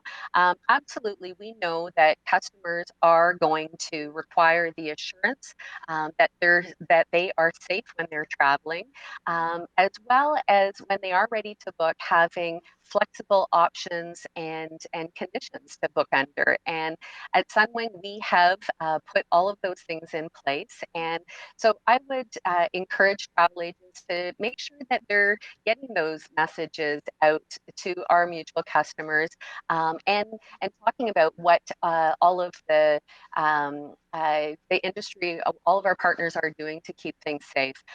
Recognizing that people do have a different comfort level, and some people are already booked. But I would also recommend travel agents develop their own future travel credit strategy. Future travel credits are with us to stay for some time, and not to look at those credits as a non-revenue generating bookings. The vast majority of the credits that we have had redeemed are actually adding to it. So we have $3,000 credits that have turned into $7,000 bookings. So look for those opportunities to upgrade and upsell when people are ready to book, and definitely look for opportunities. And as far as staying connected, I would like to offer, if you haven't joined yet, our newly launched Facebook group, Sunwing exclusively for travel agents. We'd love to connect with you as well. That's great. That's great. That's amazing. That's, that there's even opportunities in this environment. Thank you, Dina, so much for talking to us and for letting us know what's going on with Sunwing. Thank you. And I will now hand it back to Devin for some more prizes. Thanks very much, Catherine. Thank you, Catherine. Okay, we are ready for our next round of prizes. We're now going to be giving away a Kindle, and that is going to go to lucky Jane Mandick of Marlin Travel. Next prize is a GoPro, and we're going to be giving that away to Jerry Kuhlhoff, New Wave Travel. And finally, another $100 Amazon gift card, and that is going to go to Melanie Davis of Merit Travel Group. So if you guys can identify yourselves in the chat group, my team will make sure that you get your prize. Now we have a very exciting interview. Gary Sadler, Senior VP of Sales, Unique Vacations, an affiliate of and worldwide representative of the Sandals and Beaches Resort, is here to join us today. Hi, Gary. Hi, Devin. How are you? I like the shirt. I tell you, it is actually quite fun wearing it at home. Okay, we know you have been a very busy man trying to reopen Sandals resorts while maneuvering with all the different governments on all the different islands. Can you let us know where Sandals stands with the reopening of their different resorts? Well, first of all, I want to say thank you very much to all of our travel partners, all the travel agents. Thank you so much for your support during this very difficult time. I also want to thank you folks at Travel Week for ensuring that you put on such a seminar that we're able to, a conference that we can able to talk through some of the hurdles that we face in the industry in these very difficult times. So thank you very much. Well done. And I think it is remarkable that you folks would do something of the sort. As far as Sandals Resorts is concerned, we are scheduled to open our first property, Antigua, Sandals Antigua, which is due to be opened on June 4th. And that is followed, of course, by our resorts in Jamaica, which is scheduled to open on June 16th. So the dates that we're working with at this time is Antigua on June 4th, and then we will follow through with Jamaica. Nice. So what are some of the on-the-ground changes we're going to see at the Sandals resorts in regards to social distancing and some of the new cleanliness concerns? The one thing that I've always been proud of Sandals Resorts is concerned, we have developed actually the Platinum Protocol, and really what the Sandals Platinum Protocols, really what it does is enhance cleaning. Keep in mind that because our resorts are so well laid out, for example, you have Sandals Ocho Beach Resort, and Sandals Ocho Beach Resort has a total of 519 rooms and just over on 100 acres of land. Sandals South Coast Jamaica, just shy of 300 rooms, but is on almost 500 acres of land. So there is space for social distancing. Of course, the restaurant seating will be adjusted, additional cleanliness of the cleaning of the rooms, because that has been a major priority for us. There are details that were also, I was listening to Donovan earlier from the tourist board, and Jamaica itself has developed its own protocol, and the various islands in the Caribbean will develop their own, and we're going to make sure that we follow through with those guidelines for the, not just for the safety of our employees, which is paramount and fundamental, but also for the safety of our guests as well. So those two elements of guest and staff and guest satisfaction, safety is going to be key for us, and that is what we will keep doing as far as this new normal is concerned, whatever that turns out to be. Yes, I know from personally being on property, there's tons of room, ample space for people to keep their distances. So what happens if there is some kind of outbreak on property? Or what if, one of your guests is then trying to go home, but they can't board the airline because their temperature is too high? How do you accommodate some of these worst case scenarios? Wow, that is now real planning, and certainly we're looking at these issues right now. We still have just about 24 hours before the first hotel opens. We will be working with the local health authorities. The good part about the Sandals operation is that we don't work in a silo. Right now, we work in partnership with the various governments of the Caribbean. And the key benefit to that is that if such a challenge should come about, then we'd be working with the health authority. Just like if anything else happened in the, on destination specific to any of our guests, we will make sure that we work with the relevant people for the best solution. And I think right now there is major speculation right across the board in every segment of this industry, in every aspect of what we're doing as to, what if, and we're learning as we go along. All companies, I think all companies, all hotels, all of the Caribbean is really learning as we go along, because none of us kind of had any kind of SOPs developed, for this kind of a global pandemic. So we're learning as we go along. Yes, there's a lot of on our feet thinking these days, that's for sure.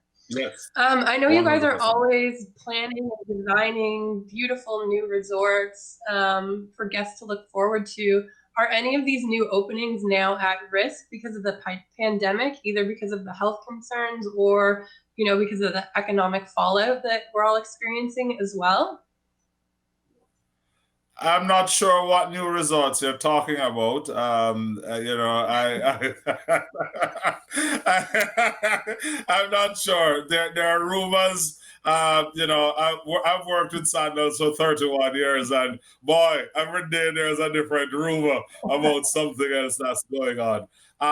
The good thing about Sandals, and the one thing that I've always said to the travel industry, is that Sandals is a Caribbean-owned company. And because we are a Caribbean-owned company, it is something that we take very, very serious pride in.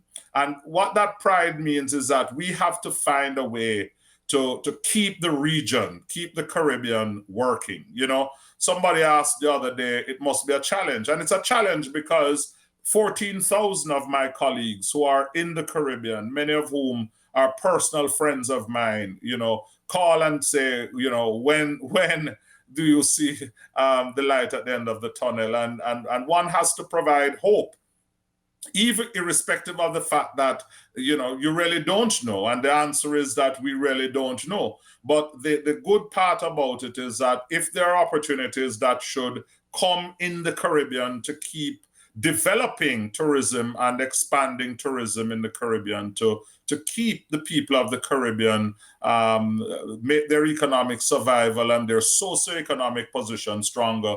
Our chairman and founder, Butch Stewart, has spent nearly 40 years ensuring, in fact, 50 years in business, ensuring that the Caribbean region continues to gain that part of economic strength. And sadly, if there are opportunities, we will certainly find a way to manage it and to keep enhancing Caribbean tourism. Yes, I know Sandals does a lot for Caribbean tourism, so thank you so much for that. We know it has been a very tough year for travel agents, but what can they be optimistic about? What can they be hopeful about? Well, travel agents always have to be optimistic at selling travel, because what you're really doing is selling a dream. You know, being in Canada, we went through SARS, there was a time we went through mad cow disease, of course, we went through 9/11. I mean, we've been down that path. And the one thing that was key in the whole process of being resilient is the fact that people maintained their focus. What is focus? Focus is partnering with a brand that you know will be there for you. And, you know, in Toronto, in Canada, we have actually maintained our operation in Canada. We have our salespeople who have done the most amazing job, led by Maureen Barnes-Smith. In fact, you know, she would tease me every day now to say, this is the most that we talk, because it's 3-4 times a day. What can we do for the travel agents in Canada? What more can we do to help the travel agents in Canada? How can we build the Canadian market so that we can help the travel agents in Canada? So you know, big shout out to Maureen and the BDMs and the entire staff in Canada for their commitment and dedication. What that means is that we have put in the infrastructure that travel agents can now say, I have a support base with which to work. Every market is different. Every market, every segment is completely different. Every segment, every part of Canada is completely different. And what may be needed in Halifax is not needed in Vancouver, or vice versa. And, you know, of course, Toronto. What it means then is that you have to work with your local BDM to say, hey, this is what my market looks like. These are the opportunities that exist in my area. And the BDMs will then work with you to build out some kind of plan to make sure that you have success. But, you know, travel agents have to and continue will need to maintain a sense of focus, a sense of focus of who they are, a sense of focus of the type of product that they're selling, a sense of focus as to the services that they're delivering. Because through education, they will then have to be able to speak about a brand that is, and about a chain that they have to be able to speak with authority about it. There is no wavering. There is no, well, this one is $199, this one is $299, and you're going to see what I consider a very challenging environment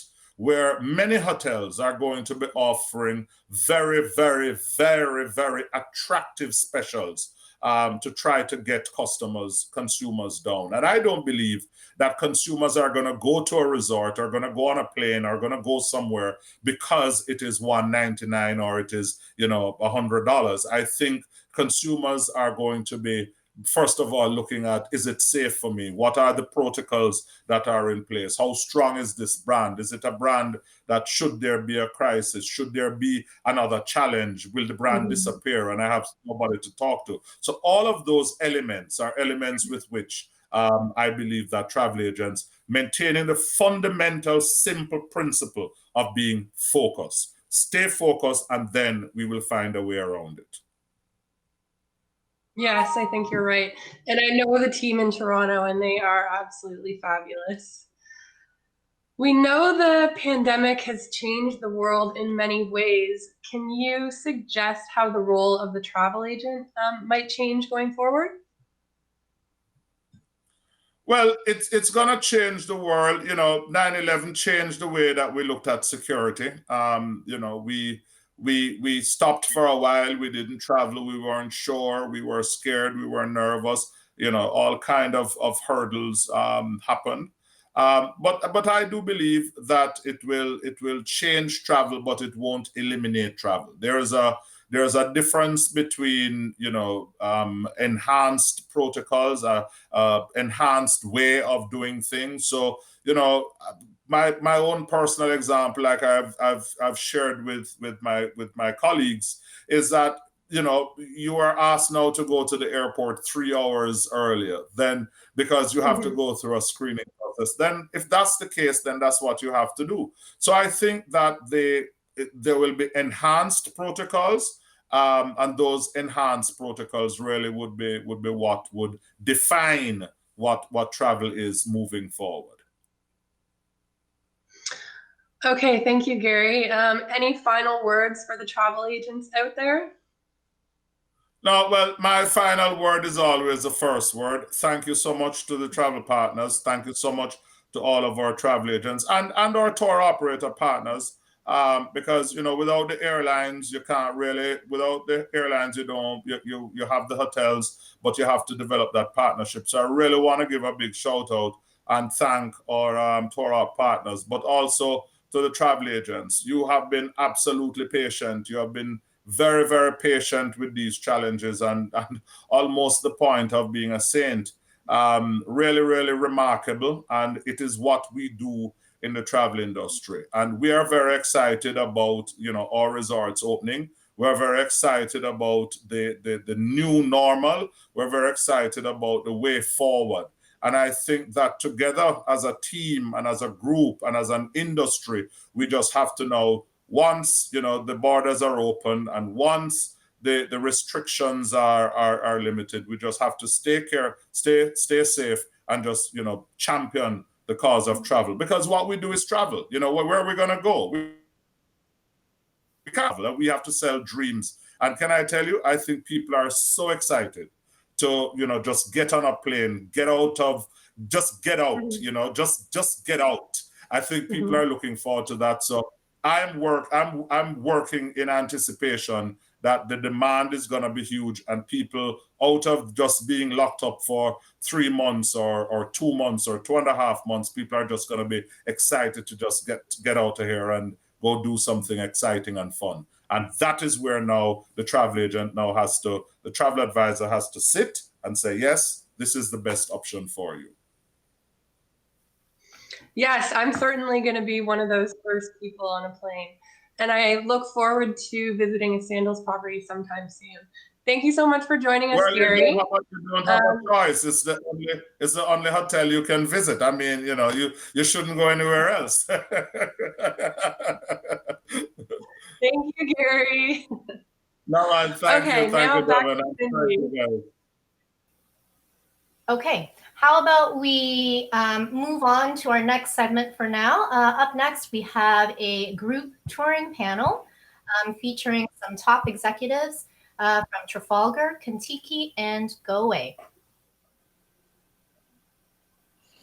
Hi, everyone. Thank you for joining us today to learn what the experts have to say about the future of group touring.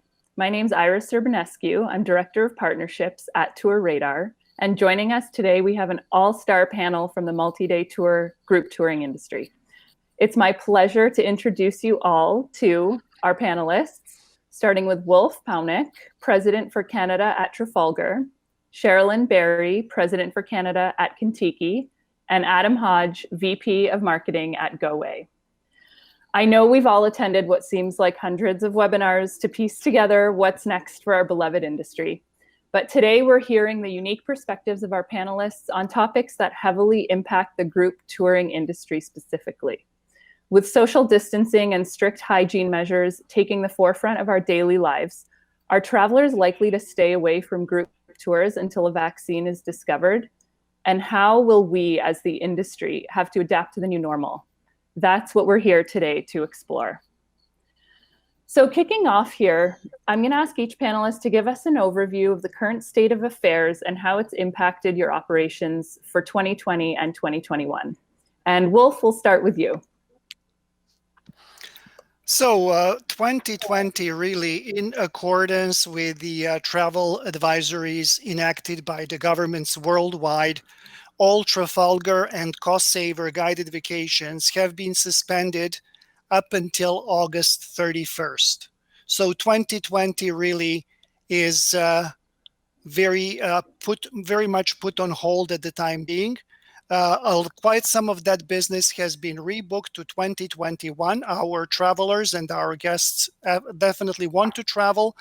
And it is interesting to see that there is really a lot of both group and individual interest for 2021 and for 2022. That's great to hear. Thank you for the update. Sherilyn, how are things looking at Contiki? Things are looking good. Contiki's in the same boat as everyone else in the travel industry. We're just taking it one day at a time and being optimistic that we'll start to see people traveling again soon. We are fortunate to have the whole Contiki team working at this time. And for all you agents out there, if you've a part of our agent Facebook page, please do look at the Kicking It with Contiki. We've had amazing interaction from you all, and it's so great to see your faces during this time. Right now, we're continuing to see a small amount of bookings coming in for 2021, which is promising and very encouraging. With our age group of the Gen Zs and Millennials, we actually did a survey in April, and we got 1,200 responses across Canada. And one of the things that was interesting to us is that 29% of this age group wants to travel immediately. So that's really encouraging again. And over 40% are already looking at next spring and summer, and they are planning. So that's great for everyone that's here today listening to this, and all of us tour operators and everyone in the tourism industry.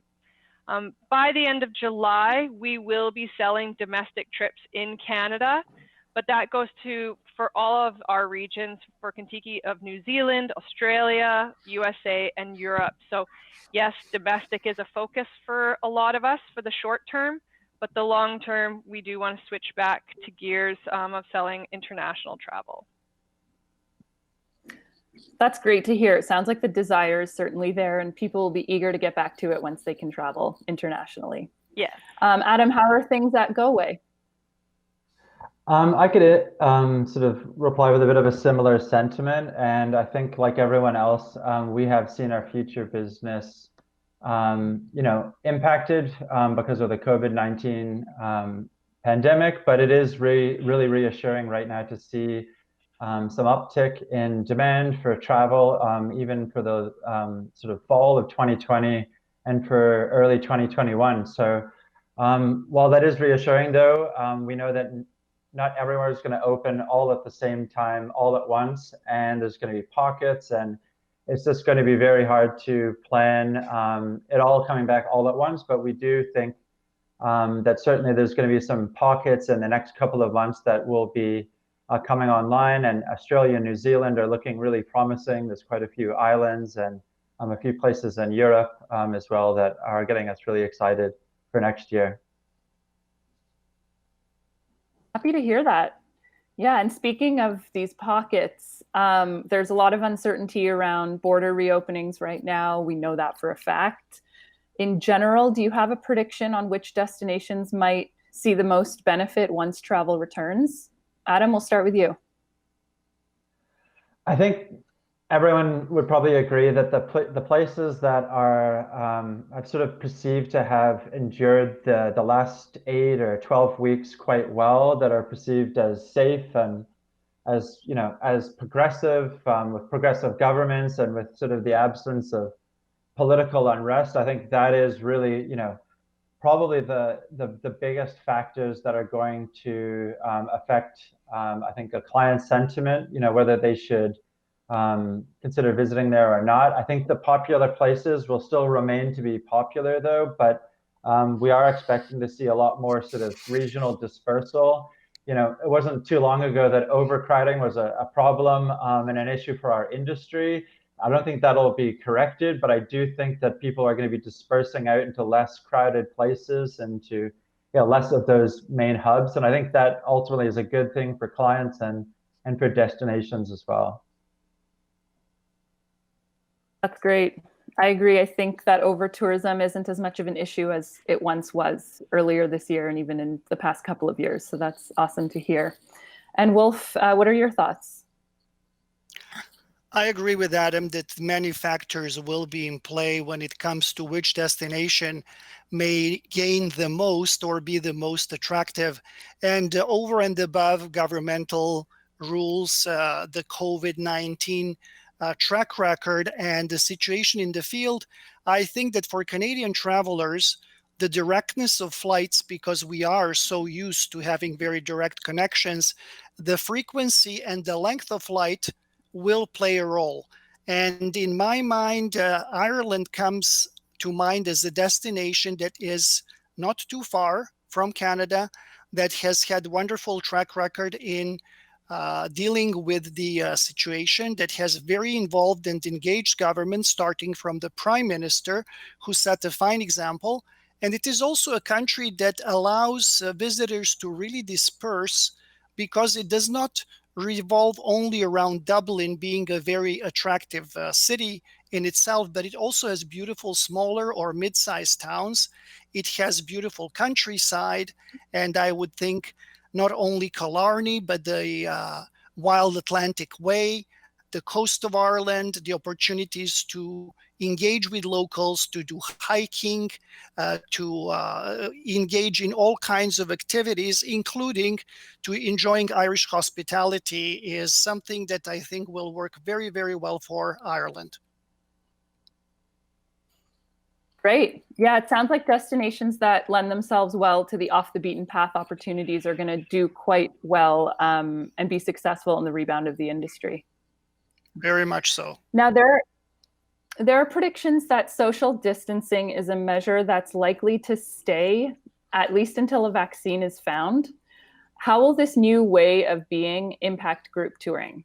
And Sherilyn, let's start with you. Sure. Well, as you can imagine, our travelers love to socialize. I think everyone's craving that right now. So we don't call it social distancing, but rather physical distancing. And you're right, that is going to be something that everyone's going to be extremely mindful of, and tour operators are very much taking that into consideration. And we at Contiki are adapting to the right size groups for the right situation based on government distancing requirements.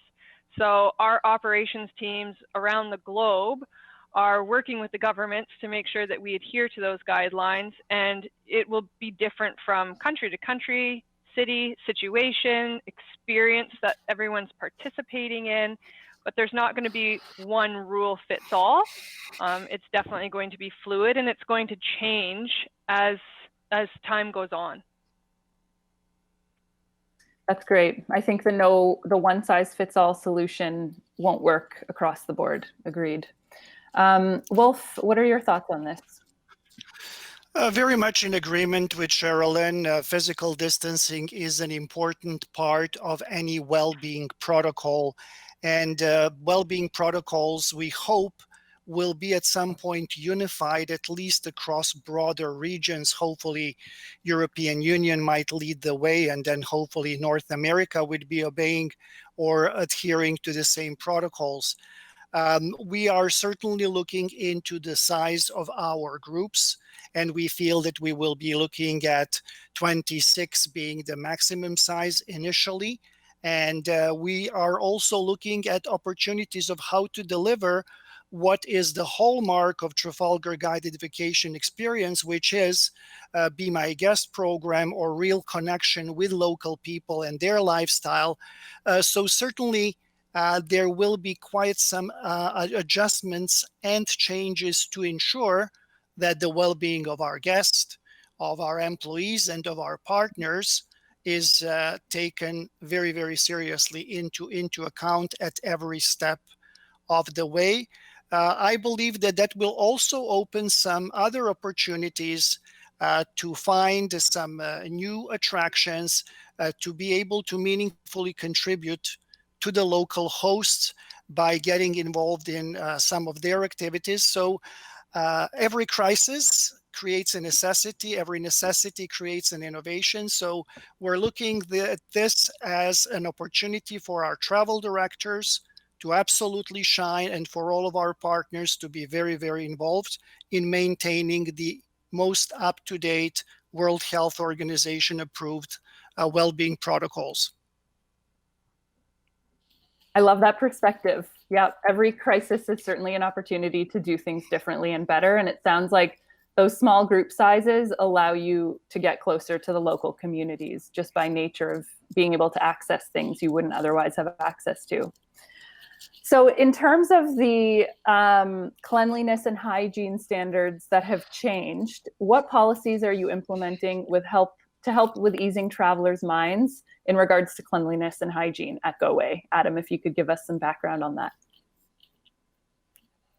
Now, you might be asking if GoAway is preparing any sort of GoAway branded face masks or replacing our luggage tags with sort of rubber gloves or anything like that. And I think those are being discussed in marketing teams at a lot of travel companies right now. And I'm not entirely sure if GoAway will actually jump on that bandwagon at all, but we have been having quite a few conversations around this. And I think, as we've already discussed already, as we know that each country is going to approach this a little bit differently. And as we all know, all of our clients are also quite different. So it's just impossible to have a one size fits all sort of approach to this. And if without really giving a cryptic answer, I think the best situation when it comes to cleanliness and hygiene is for our destination specialists and our ground suppliers on the ground are the best source of knowledge of a specific destination. And we've always been willing to hop on a three-way phone call and to work with travel agents and their client to alleviate any concerns around traveling to a place that is specific to that country and specific to that person, because it really does differ and vary by country and by person. And what could be in 2 months' time will be different from in 6 months' time. So I think everyone just needs to be willing and able to be a little bit flexible and work with a specialist and make sure they're getting the right information from the country they're traveling to. Absolutely. There's never been a better time for partnerships, that's for sure. Now, this is a two-part question next. First of all, how do you believe clients' travel planning processes will change post-COVID? And in turn, will this affect the travel advisor's planning and advising process? We'll start with you. Great question, and we have spent quite some time pondering over it, both as travelers and also as experts in guided vacation. And I think that clients will be a lot more thoughtful in selecting their next travel experience. They will spend a lot more time researching, because now we're getting into a situation where we do not have a very long horizon of access to all kinds of destinations. So I believe that people would look into the places where they haven't been and would like them to be a part of their travel experience and education. Or they will be looking at places where they had wonderful experience and would like to repeat it while it is available. And that's where the role of our retail partners is absolutely paramount. And yes, this is the time to absolutely upscale one's destination skills, one's supplier, tour operator base of knowledge through training, through education, through attending webinars. Yes, we do attend a lot of webinars, but some of them are absolutely exceptional in the quality of how they bring a level of knowledge higher. and to enjoy learning on YouTube and other different platforms. So I believe that those travel advisors who will be able to inspire in a very meaningful way their clients will succeed. The other elements of thought process will be sustainability and community engagement. And fortunately, with Joint Trafalgar programs, we do engage in local communities, and we know that our guests absolutely appreciate that. On the side of sustainability, every opportunity to be sustainable. For instance, we are completely moving away paper documents. All documents will be online. We are removing all single-use plastics wherever we can, because now people will spend more time traveling, more time planning, and they will have a keener eye for everything that they appreciate about their carbon footprint anywhere being as optimal as it can be. That's great. I love that answer. There's going to be a lot of thought and planning that goes into everything post-COVID, and agents will certainly be a necessity to help us get there. We're just going to move on to the last question now. What changes do you expect going forward in the travel industry, and what innovation are you most excited about? Adam, we'll hear from you first. I haven't heard of anyone inventing fly-in haircut arrivals or anything like that, but I'm ready for a haircut enough that I'd fly anywhere to get one. But I joke, but I do really hope, like I really hope we see some innovation come out of this, Iris, because Wolf, you said this something to the effect a minute ago, but you know, necessity is the mother of innovation. For innovation to happen, I feel like everyone has been at home doing a lot of sort of existential thinking, and I think a lot of people have had to think long, hard, and fast about what is really important to them and what they really value and hold important. And I think, I know that travel is one of those things that people are going to hold on to, and that there's been a lot of doom and gloom in our industry for 20 or 30 years about it ending. It's not ending, this year, and it's not ending next year. Travel is for here to stay. We just need to adapt. 9/11 completely changed how people traveled. We just have to get over that hill and adapt to how this is going to change how travel will affect us. But I do really think that people are going to change on how much they value travel. And I think experiences and even on tours, socializing with people and enjoying other people's company is something that people will not let go of, and they're going to want to reach out and grab onto it again. So I just hope to see we adapt. There's a saying I know that if you only do what you did, you'll only get what you got. I hope to see that us change and change the industry for the better, and I look forward to working with you all into the sort of newer and better industry in 2021 and beyond. Thank you. Thanks, Adam. That's a great perspective. I have to agree with you on that. Sherilyn, how about you? I think now is the time for companies to be innovative, to change the way they've always done business, and to look at this as an opportunity to pivot, whether that be introducing new destinations or experiences or marketing activations. But it is an exciting time to be a company that can change and have that flexibility. People will also now be far more aware of their global impact while traveling, having seen the benefits of this economic slowdown and the resulting impact it's had on the planet. And they want to contribute to places they visit rather than just take, which was a trend we have long seen with the younger demographic and all demographics, to be honest. And our stance with Kentucky Cares, for example, with our 3 pillars of people, planet, and wildlife, was well aligned with this shift in mentality already. And so we think people will appreciate the fact that we do tread lightly as we make our way across this great globe once again. Thank you very much. And that concludes our session. It's been very insightful for us. It's been so good to have you all on. You all bring such a wealth of knowledge and varying perspectives from your time in the industry. So we very much appreciate it. It sounds like there will be a lot of pivoting going on in the next 6 to 12 months. And we are all in this together. I've heard that phrase way too many times, but it's absolutely accurate. So thanks, guys. And now on to the next interview. Thank you, Iris. Thanks, Iris. Thank you very much. Hi, everybody.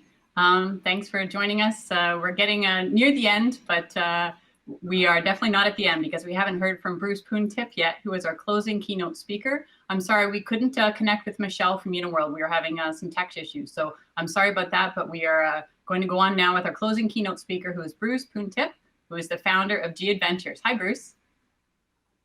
Hello. How are you? I'm doing pretty good. How are you doing? I'm doing great. Getting used to living in isolation. I'm getting actually pretty good at it. I didn't start off very good at it, but it's getting better. Well, it's funny because I was, of course, reading your book, your Insta book, Unlearn the Year the Earth Stood Still. And I think you kind of summed it up in such a down-to-earth way about how you were feeling about this. But I think that reflected how a lot of people are feeling about this in the travel industry, that you're right, that airports can be kind of a hassle and flying can be, kind of a necessary evil. And then when you can't do it, you kind of miss it. And you talked about that in your book. And I think a lot of people feel that way too. So I'm glad you're doing a little better with the lockdown. And being grounded. And I think a lot of us who travel a lot tend to complain about it a lot. And of course, once it's taken away, we all miss it. So as soon as we can get back to traveling, the better for all of us. I agree. Traveling can be a pain, but not traveling is way worse. You mentioned in your book that, now is sort of, we have the time, lots of time on our hands, although we're all very busy in the travel industry. Nobody has all time for all these projects that people are talking about, but it's a time for reflection. And I wonder if you can give us your take on sort of, the future of travel is a very big question. Don't expect you to talk about that, but just, sort of, this is a time for looking at travel in a new way. Can you talk about what tour operators and travelers can do to sort of, make travel better as we go forward? I mean, that's an even bigger question. I mean, the traveler has to change before us as tour operators have to change. And that's been proven, over and over again in the past. As much as we put things in front of people, if they haven't thought of it before they thought of it themselves, we're less likely to get a response. But we're forced into this pause now. People are thinking, positively and negatively. But what is for sure is that we have an opportunity to relook at how we've done things for the last, for many decades. And I think travel, sometimes when you're doing ridiculous things, if you look back at what you were doing when you were, younger, sometimes you look back and say, wow, that was crazy what we were doing. And sometimes you have to just, stop and think, how we can do things better. And we've been forced into this pause now. And so we're forced to think, how can we do things better? And I think that's the situation we're in right now, and we can all look as an industry collectively and think how we can get better. And I think it's just a great opportunity as an industry for us to take advantage of what the potential of what travel can be, because we've been forced into thinking one way and we were going in one direction. But now with this forced pause, we're all at ground zero as businesses. We're all, we've created the largest kind of startup economy within the travel industry, because we're all going to come back differently. And so we can all, hopefully, get better on the other side. Yeah, it's true. It's one of those things that you're right. Nobody asked for this, and certainly nobody's necessarily enjoying it, but it is, it's happening. And so we might as well take the time, make something useful out of it, do something with it. And I know that sustainable travel was obviously, it's you guys basically were the innovators for sustainable travel, and now everybody is sort of caught up to you.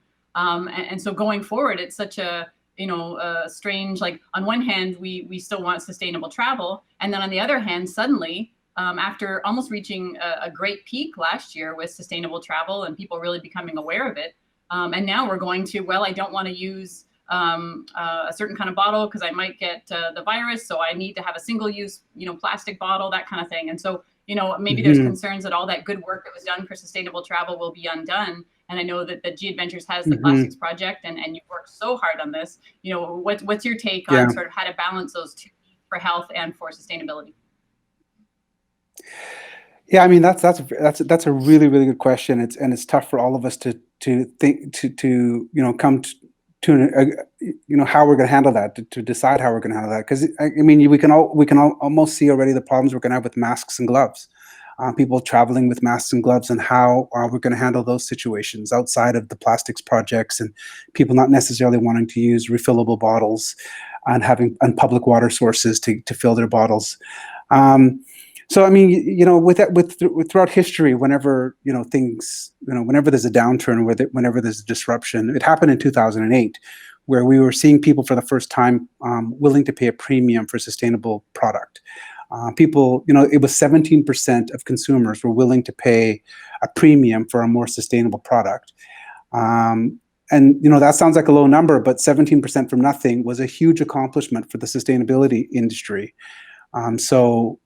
But when the financial crisis happened in 2008, that was the first thing that got cut. It went right back down to zero. That people were more concerned about, or were just being, looking for deals, or price points were more important. So I mean, we don't know. We haven't hit the bottom of this pandemic yet. We're still free falling, so it's still hard for us to look forward. So we have these, we're having these conversations now, and it's great to have these conferences that you're putting together to start the dialogue. But we don't know where we're going to land. And you just have to have hope in humanity, right? You have to have hope that we've come so long, and this pause is actually showing as well that when travel stops, the benefits of the planet, that's a danger for us within the travel industry, right? Where they're showing pictures of blue water in Venice, and dolphins returning, and ozone layers are closing because flights aren't up in the air. So we all have to look at those things and think, and customers are hearing and seeing those things. And that's why I think there'll be a significant change or shift in how they travel or how they choose operators. And it's not going to be everybody. I mean, there's still going to be a mass majority of people that just return to travel the same way once a vaccine is found. But there'll be a small group of people that will change how they look at travel. And it only needs a small group of people to change to have a seismic impact on the landscape of the travel industry. So, I mean, that's my hope, that it's that small group of people that change the way they travel. We don't need everybody. I mean, there'll be a return and a bounce back to the way travel was, but there'll just be a small group of people that won't go back to that and will think differently. But it'll change the landscape of the entire industry for us. Yeah, that's true. That's true. And you're right. It's one of those things that, it is a small group, but it'll just keep getting bigger. And I think with this lockdown, it's gone on for so long now that in the beginning, I think a lot of people thought like, well, I was, even when it was March break coming, I thought like, well, I'm sure people can still go away. It'll be fine. It'll play itself out. And of course, no, it didn't. And I did. And so I know, yeah, no. And when I read that in your book, I thought, no, that was kind of the way, because we've seen so many of these things come and go. And if you react at the highest level every single time, then, it's not that good of a reaction. But now I think after 3 months of lockdown, people are realizing that, yes, this will change travel. And even the people who thought it was just a blip, I think we've all realized. Just going forward, you were talking about the economics and, how, travel's interrelated with a lot of different, how healthy people are feeling economically as well, not just health in terms of healthiness. Going forward with the refunds and future travel credits and refunds, do you want to talk a little bit about how if like a company like G Adventures, if doing refunds, how that would impact all the local economies as well that you deal with? I mean, vouchers are, for a lot of the industry, really the way to go, and refunds can be quite challenging on so many different levels. Would that really impact the economies, that the smaller countries and the economies that you're dealing with? Oh, it'd have a massive impact. I mean, I don't think that can stop us from having to deal with the issues that customers are feeling with refunds, because they're obviously feeling that, people want their money back because they're not being delivered a certain service. And we're in unprecedented time where no one ever could anticipate that the planet would just shut down. So we've been all operating in a sort of circular economy within travel. where we get deposits, and once we get a deposit, we start spending money as an operator to prepare these amazing experiences for people. So we start leaving hotel deposits and paying for transportation, entry tickets into museums, permits for the Inca Trail, permits, local flights. And so because we're getting ready to deliver that service, and then there's a trust level with our agency partners that you're going to collect that money, the remainder of the money closer to departure. And some of agency partners pay us after departure. So we've created this circular economy that's within our industry, but no one ever anticipated that the world could just stop. And so now, we have to deal with all of these. The issue that we have is that we deal with very small businesses, very small family-run businesses that aren't sophisticated in running, their businesses, possibly going down just to technology, to even negotiating contracts. And it will be extremely disruptive. And so we have to unwind all that business as customers kind of say, well, I want my money back. And it's just not as easy as that. It's just not a simple solution. And so it's complicated. It's a very complicated one. And it's going to harm a lot of small businesses, a lot of small transportation companies and service providers as we try and unwind. And I don't know that we can actually get that money back. It's more so just negotiating how we're going to work off that money in the future. With when business starts again, and some people will be able to pay some back, or payment terms, and we're going back and forth. But all that has to be unwound before someone can simply say, "I want a refund," and that's great. And so I heard someone on social media said, "Bruce Prune-Tip, give me my money back." Coronavirus was not my fault, and I replied back. I said, "Well, it wasn't my fault either." So, we're all in this together, and we need kindness on both sides to get through it. And so we're all trying to unwind those relationships and see how we're going to solve the problem. And the best option for us and for the travel industry to stick together, and we even within the government level, to support travel credits whenever possible. But of course, people losing their jobs, or people that are not well, there's emergency situations which we have to evaluate and look at refunds. But the impact on the ground is also a massive issue, because we want that to be there. We want those services to be there, because travel will return. So we want to. Yeah. It's about, we talk about sustainability. It's about preservation of all of these destinations, all of these operators, all of these suppliers, for not just the short term, but for future generations and for future travel and for future tourism. And we have to think long term like that over this little blip.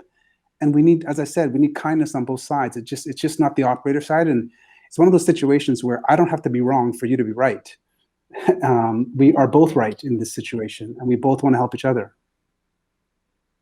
It's true. It's true. Just what you said about that exchange on social media. It's sort of, the person says, "Give me my money back," and it's not my fault. And you're like, "Well, it's not my fault either." And it's sort of that's the exact case. And it's one of those things that I think everybody can see everybody's side. I mean, I'm sure the consumers do understand that companies can't get the money back. And I know companies do understand that consumers, we're all consumers too. I mean, it's sort of, we buy things, we want our money back when things don't work out the way we thought, but it's such a unprecedented situation. And I think there's frustration is high, but I really appreciate, I don't think people also realize the trickle down effect on all the different economies, and just knowing, how far wide this impact has for something like refund. So thank you so much for going into that, because nobody else has been able to talk about that. And what's really important to understand is when something like this happens, when it's such a disruption and there's such opposing views, is what I said before. Like when you get into a heated kind of where, well, not everybody's heated about this, but when you get into a disagreement, and whether it's within this refund issue or travel credit policy, but even in the real world, when you're making, is this argument that somehow I have to be right for you to be wrong. And so that's where these arguments on social media begin. And when people are kind of communicating 100 and whatever characters at a time, the communication, it's impossible to resolve such a complex issue. Yeah. Thank you for talking. It's a tricky topic, and it's a challenging topic, but it's a topic that's on everybody's mind. So thank you so much. I'm just going to also look at, in terms of the destinations that G Adventures goes to. I mean, you're worldwide, and so when we're looking at post-pandemic world, Some destinations are larger and they might have kind of a good infrastructure. If there's another outbreak, some destinations are smaller, but then that's good because they're probably their caseload numbers were low. You know, what's your take on, should people, you know, if they were going to pick a destination, you know, are you sort of thinking that the big heavy infrastructure destinations will do a little better in the beginning, or would it be sort of the smaller off the beaten path kind of places? You know, I think immediately when we're trying to gain the confidence of customers to make them feel safe again to travel, there's going to be a few different things. Like the first problem that we have as an industry is to get people feeling safe to get on a flight again. So as much as, because most of the questions that I'm getting asked are about what we're going to do on the ground, and we can do all kinds of things with social distancing, and you know, as well as all those museums and all those attractions that attract large volumes of people are going to have social distancing policies in place that we will follow. So we don't have to do anything. We just have to follow the guidelines. Like look what happened with Disney, where you have to schedule when you come. Like I'm assuming Machu Picchu, the pyramids of Egypt, Great Wall of China will have the same kind of social distancing policies, and we'll have some way in which they'll get people in safely in and out, and they'll be limited. It'll be harder to get in, might be more expensive. All of those things would happen, but ultimately we have to get, what we can't control is getting people on a plane, because it's a contained environment, and you have to get in destination. So I think people are going to choose destinations based on how the airlines react, because the airlines are going to have an overarching kind of set of standards, but each one of them is going to do different things to try and outdo the other to create differentiation on their service through through safety. And that's going to appeal to customers, and that's going to actually determine where more and more customers go. But in terms of destinations, I think that there's certain destinations that handled the coronavirus crisis very well. Australia and New Zealand comes to mind, so they've done very well, but they're locking out the rest of the world at the moment. But when they open, I mean, they've done such an amazing job containing, testing, tracing. Italy and Spain and Portugal, you know, got hit the hardest, but their reaction to it and how they handled it and the rebound has been so well documented, and people see that they're going to feel safe to go to those destinations again. And a lot of the countries in Asia handled it incredibly well, considering the virus started there. But Vietnam, Thailand, Bali, these countries did amazing at containing and offering widespread testing without centralized healthcare available like we have. They were able to mobilize and trace and offer testing in remote areas because of their tracing policies, and do it in a quick way before it spun out of control and had these numbers of deaths and cases skyrocket. So I think all of that's going to come into play when borders start opening, as opposed to people, you know, just feeling like we're seeing people really comfortable to book in remote areas like Antarctica still. We're still getting bookings from people thinking, okay, well, this is going to stop, but Antarctica wasn't affected, and you know, the Arctic wasn't affected, and Galapagos, you know, you didn't hear a lot about that. So people are still willing to book to those trips. So they are responding to the fact that, you know, countries didn't get affected. So they will also respond to the countries that handled it better, or the way it was, you know, they kept cases low. When you look at how Switzerland, Germany handled it, it was incredible how they, South Korea, like they were right next door, and the most people probably traveling back and forth for any country in the world was probably South Korea. But how they handled it and used technology as well to create tracing is incredible. So I think that they stand to benefit, because when people think to travel again, they'll want to go to those places that handled the situation the best. Yeah, I agree. And I think you mentioned the bubble, or sorry, you didn't mention the bubble, but I was saying when you mentioned Australia and New Zealand, I know they're thinking of setting up like a travel bubble that people from Australia could travel to New Zealand and vice versa. I'm like, you know, that just sounds so nice. We want to be part of that bubble, but obviously we got to, you know, keep bringing our numbers down. But I think that's what happened too, that they'll be this little sort of country our bubble partner is not doing so well at the moment. So no, it's not. I don't know who we're going to bubble. We're not going to bubble with at the moment, but yeah. No, we're not. We can sort of start wrapping it up. We've got a couple more minutes, but I just wanted to ask, you know, specifically, and I know again these things are probably changing week by week, but what are you looking at for G Adventures tours in terms of, you know, new protocols? Would there be mandatory masks? Would there be, you know, smaller groups, maybe not double occupancy in a room? Can you tell us specifically what at least you're considering? Yeah, I mean, I mean, the first thing we have to all consider is, as an industry, is we have to offer our customers flexibility. I mean, that's the one thing. They have to be able to book with confidence. So we'll be launching, a book with confidence program, which will give people the flexibility to be able to make decisions and feel confident that if something does happen, or because there's talk about the virus mutating or the virus having a resurgence next winter, winter in the northern hemisphere. And so people are worried about that. So we have to give them that flexibility. But on the ground, we have to deal. I think there's going to be certification programs with hotels. I think there's going to be certification with transportation in terms of disinfecting. We're seeing on TV now these guys in hazmat suits that are spraying, smoke, some random smoke to disinfect areas, all surfaces. And rooms between use, vehicles between use, hand sanitizers available, having passengers have their own rows as opposed to having people sitting beside them, offering masks, gloves, hand sanitizers, more affordable or cheaper, or in the short term only doing single rooms or making them available. In terms of smaller groups, I mean, that's where we're going to hit a home run as SG Adventures, if I could say, because we have the smallest group size in the world, and we have had for 30 years. So I don't know how much smaller we can get, but we might consider getting a little smaller in the short term, but group sizes will naturally be smaller in the short term because less and less people.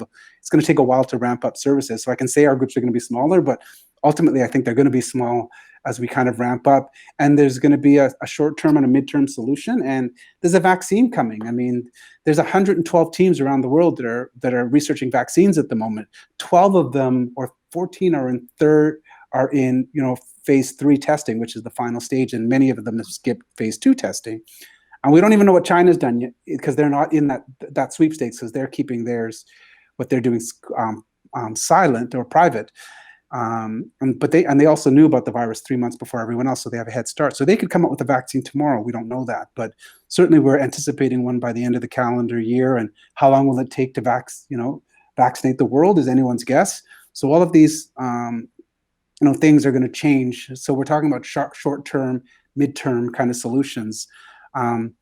And everyone's saying the kind of same things. I mean, even in the conference today, we're all saying the same things, but we're trying to differentiate and find our lane. But we'll do what we can, and we'll follow the guidelines, because we'll have global guidelines, we'll have industry guidelines, and then we'll have our own and we'll all kind of fit in there with our own kind of differentiated things that we're all going to copy each other anyways, but we're all going to do things. But ultimately, it's the travel industry and the travel agents that have to speak with those customers in front of them and get them safe, getting them to feel safe to travel again.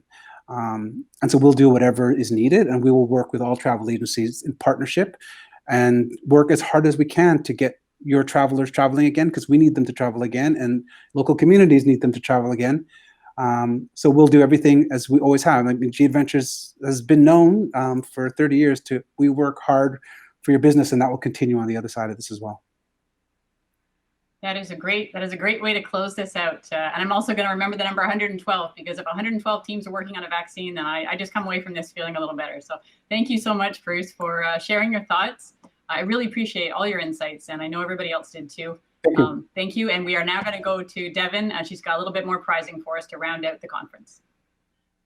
The final prize for the day is a $500 Visa gift card. That is going to go to Sandra Smith. She is from TPI. Yay, Sandra. If you want to put your name in the chat box, we'll get you your prize.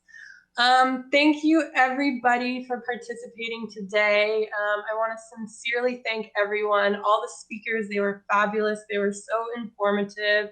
All the agents who took time out of their day to come join us today. I hope that everyone got that the overlying message here is that there is hope, and that we are going to get through this, and we're all going to be on planes again sometime soon. And, it's going to be agents and the media and the suppliers all working together to kind of get our industry back on track. And we all love to travel, and we all love this industry. So there is something to look forward to at the end of this. So thank you very much for participating today. I'm sure we'll have more conferences like this in the future, and please keep your eye on Travel Week for all your breaking news. Bye, everybody.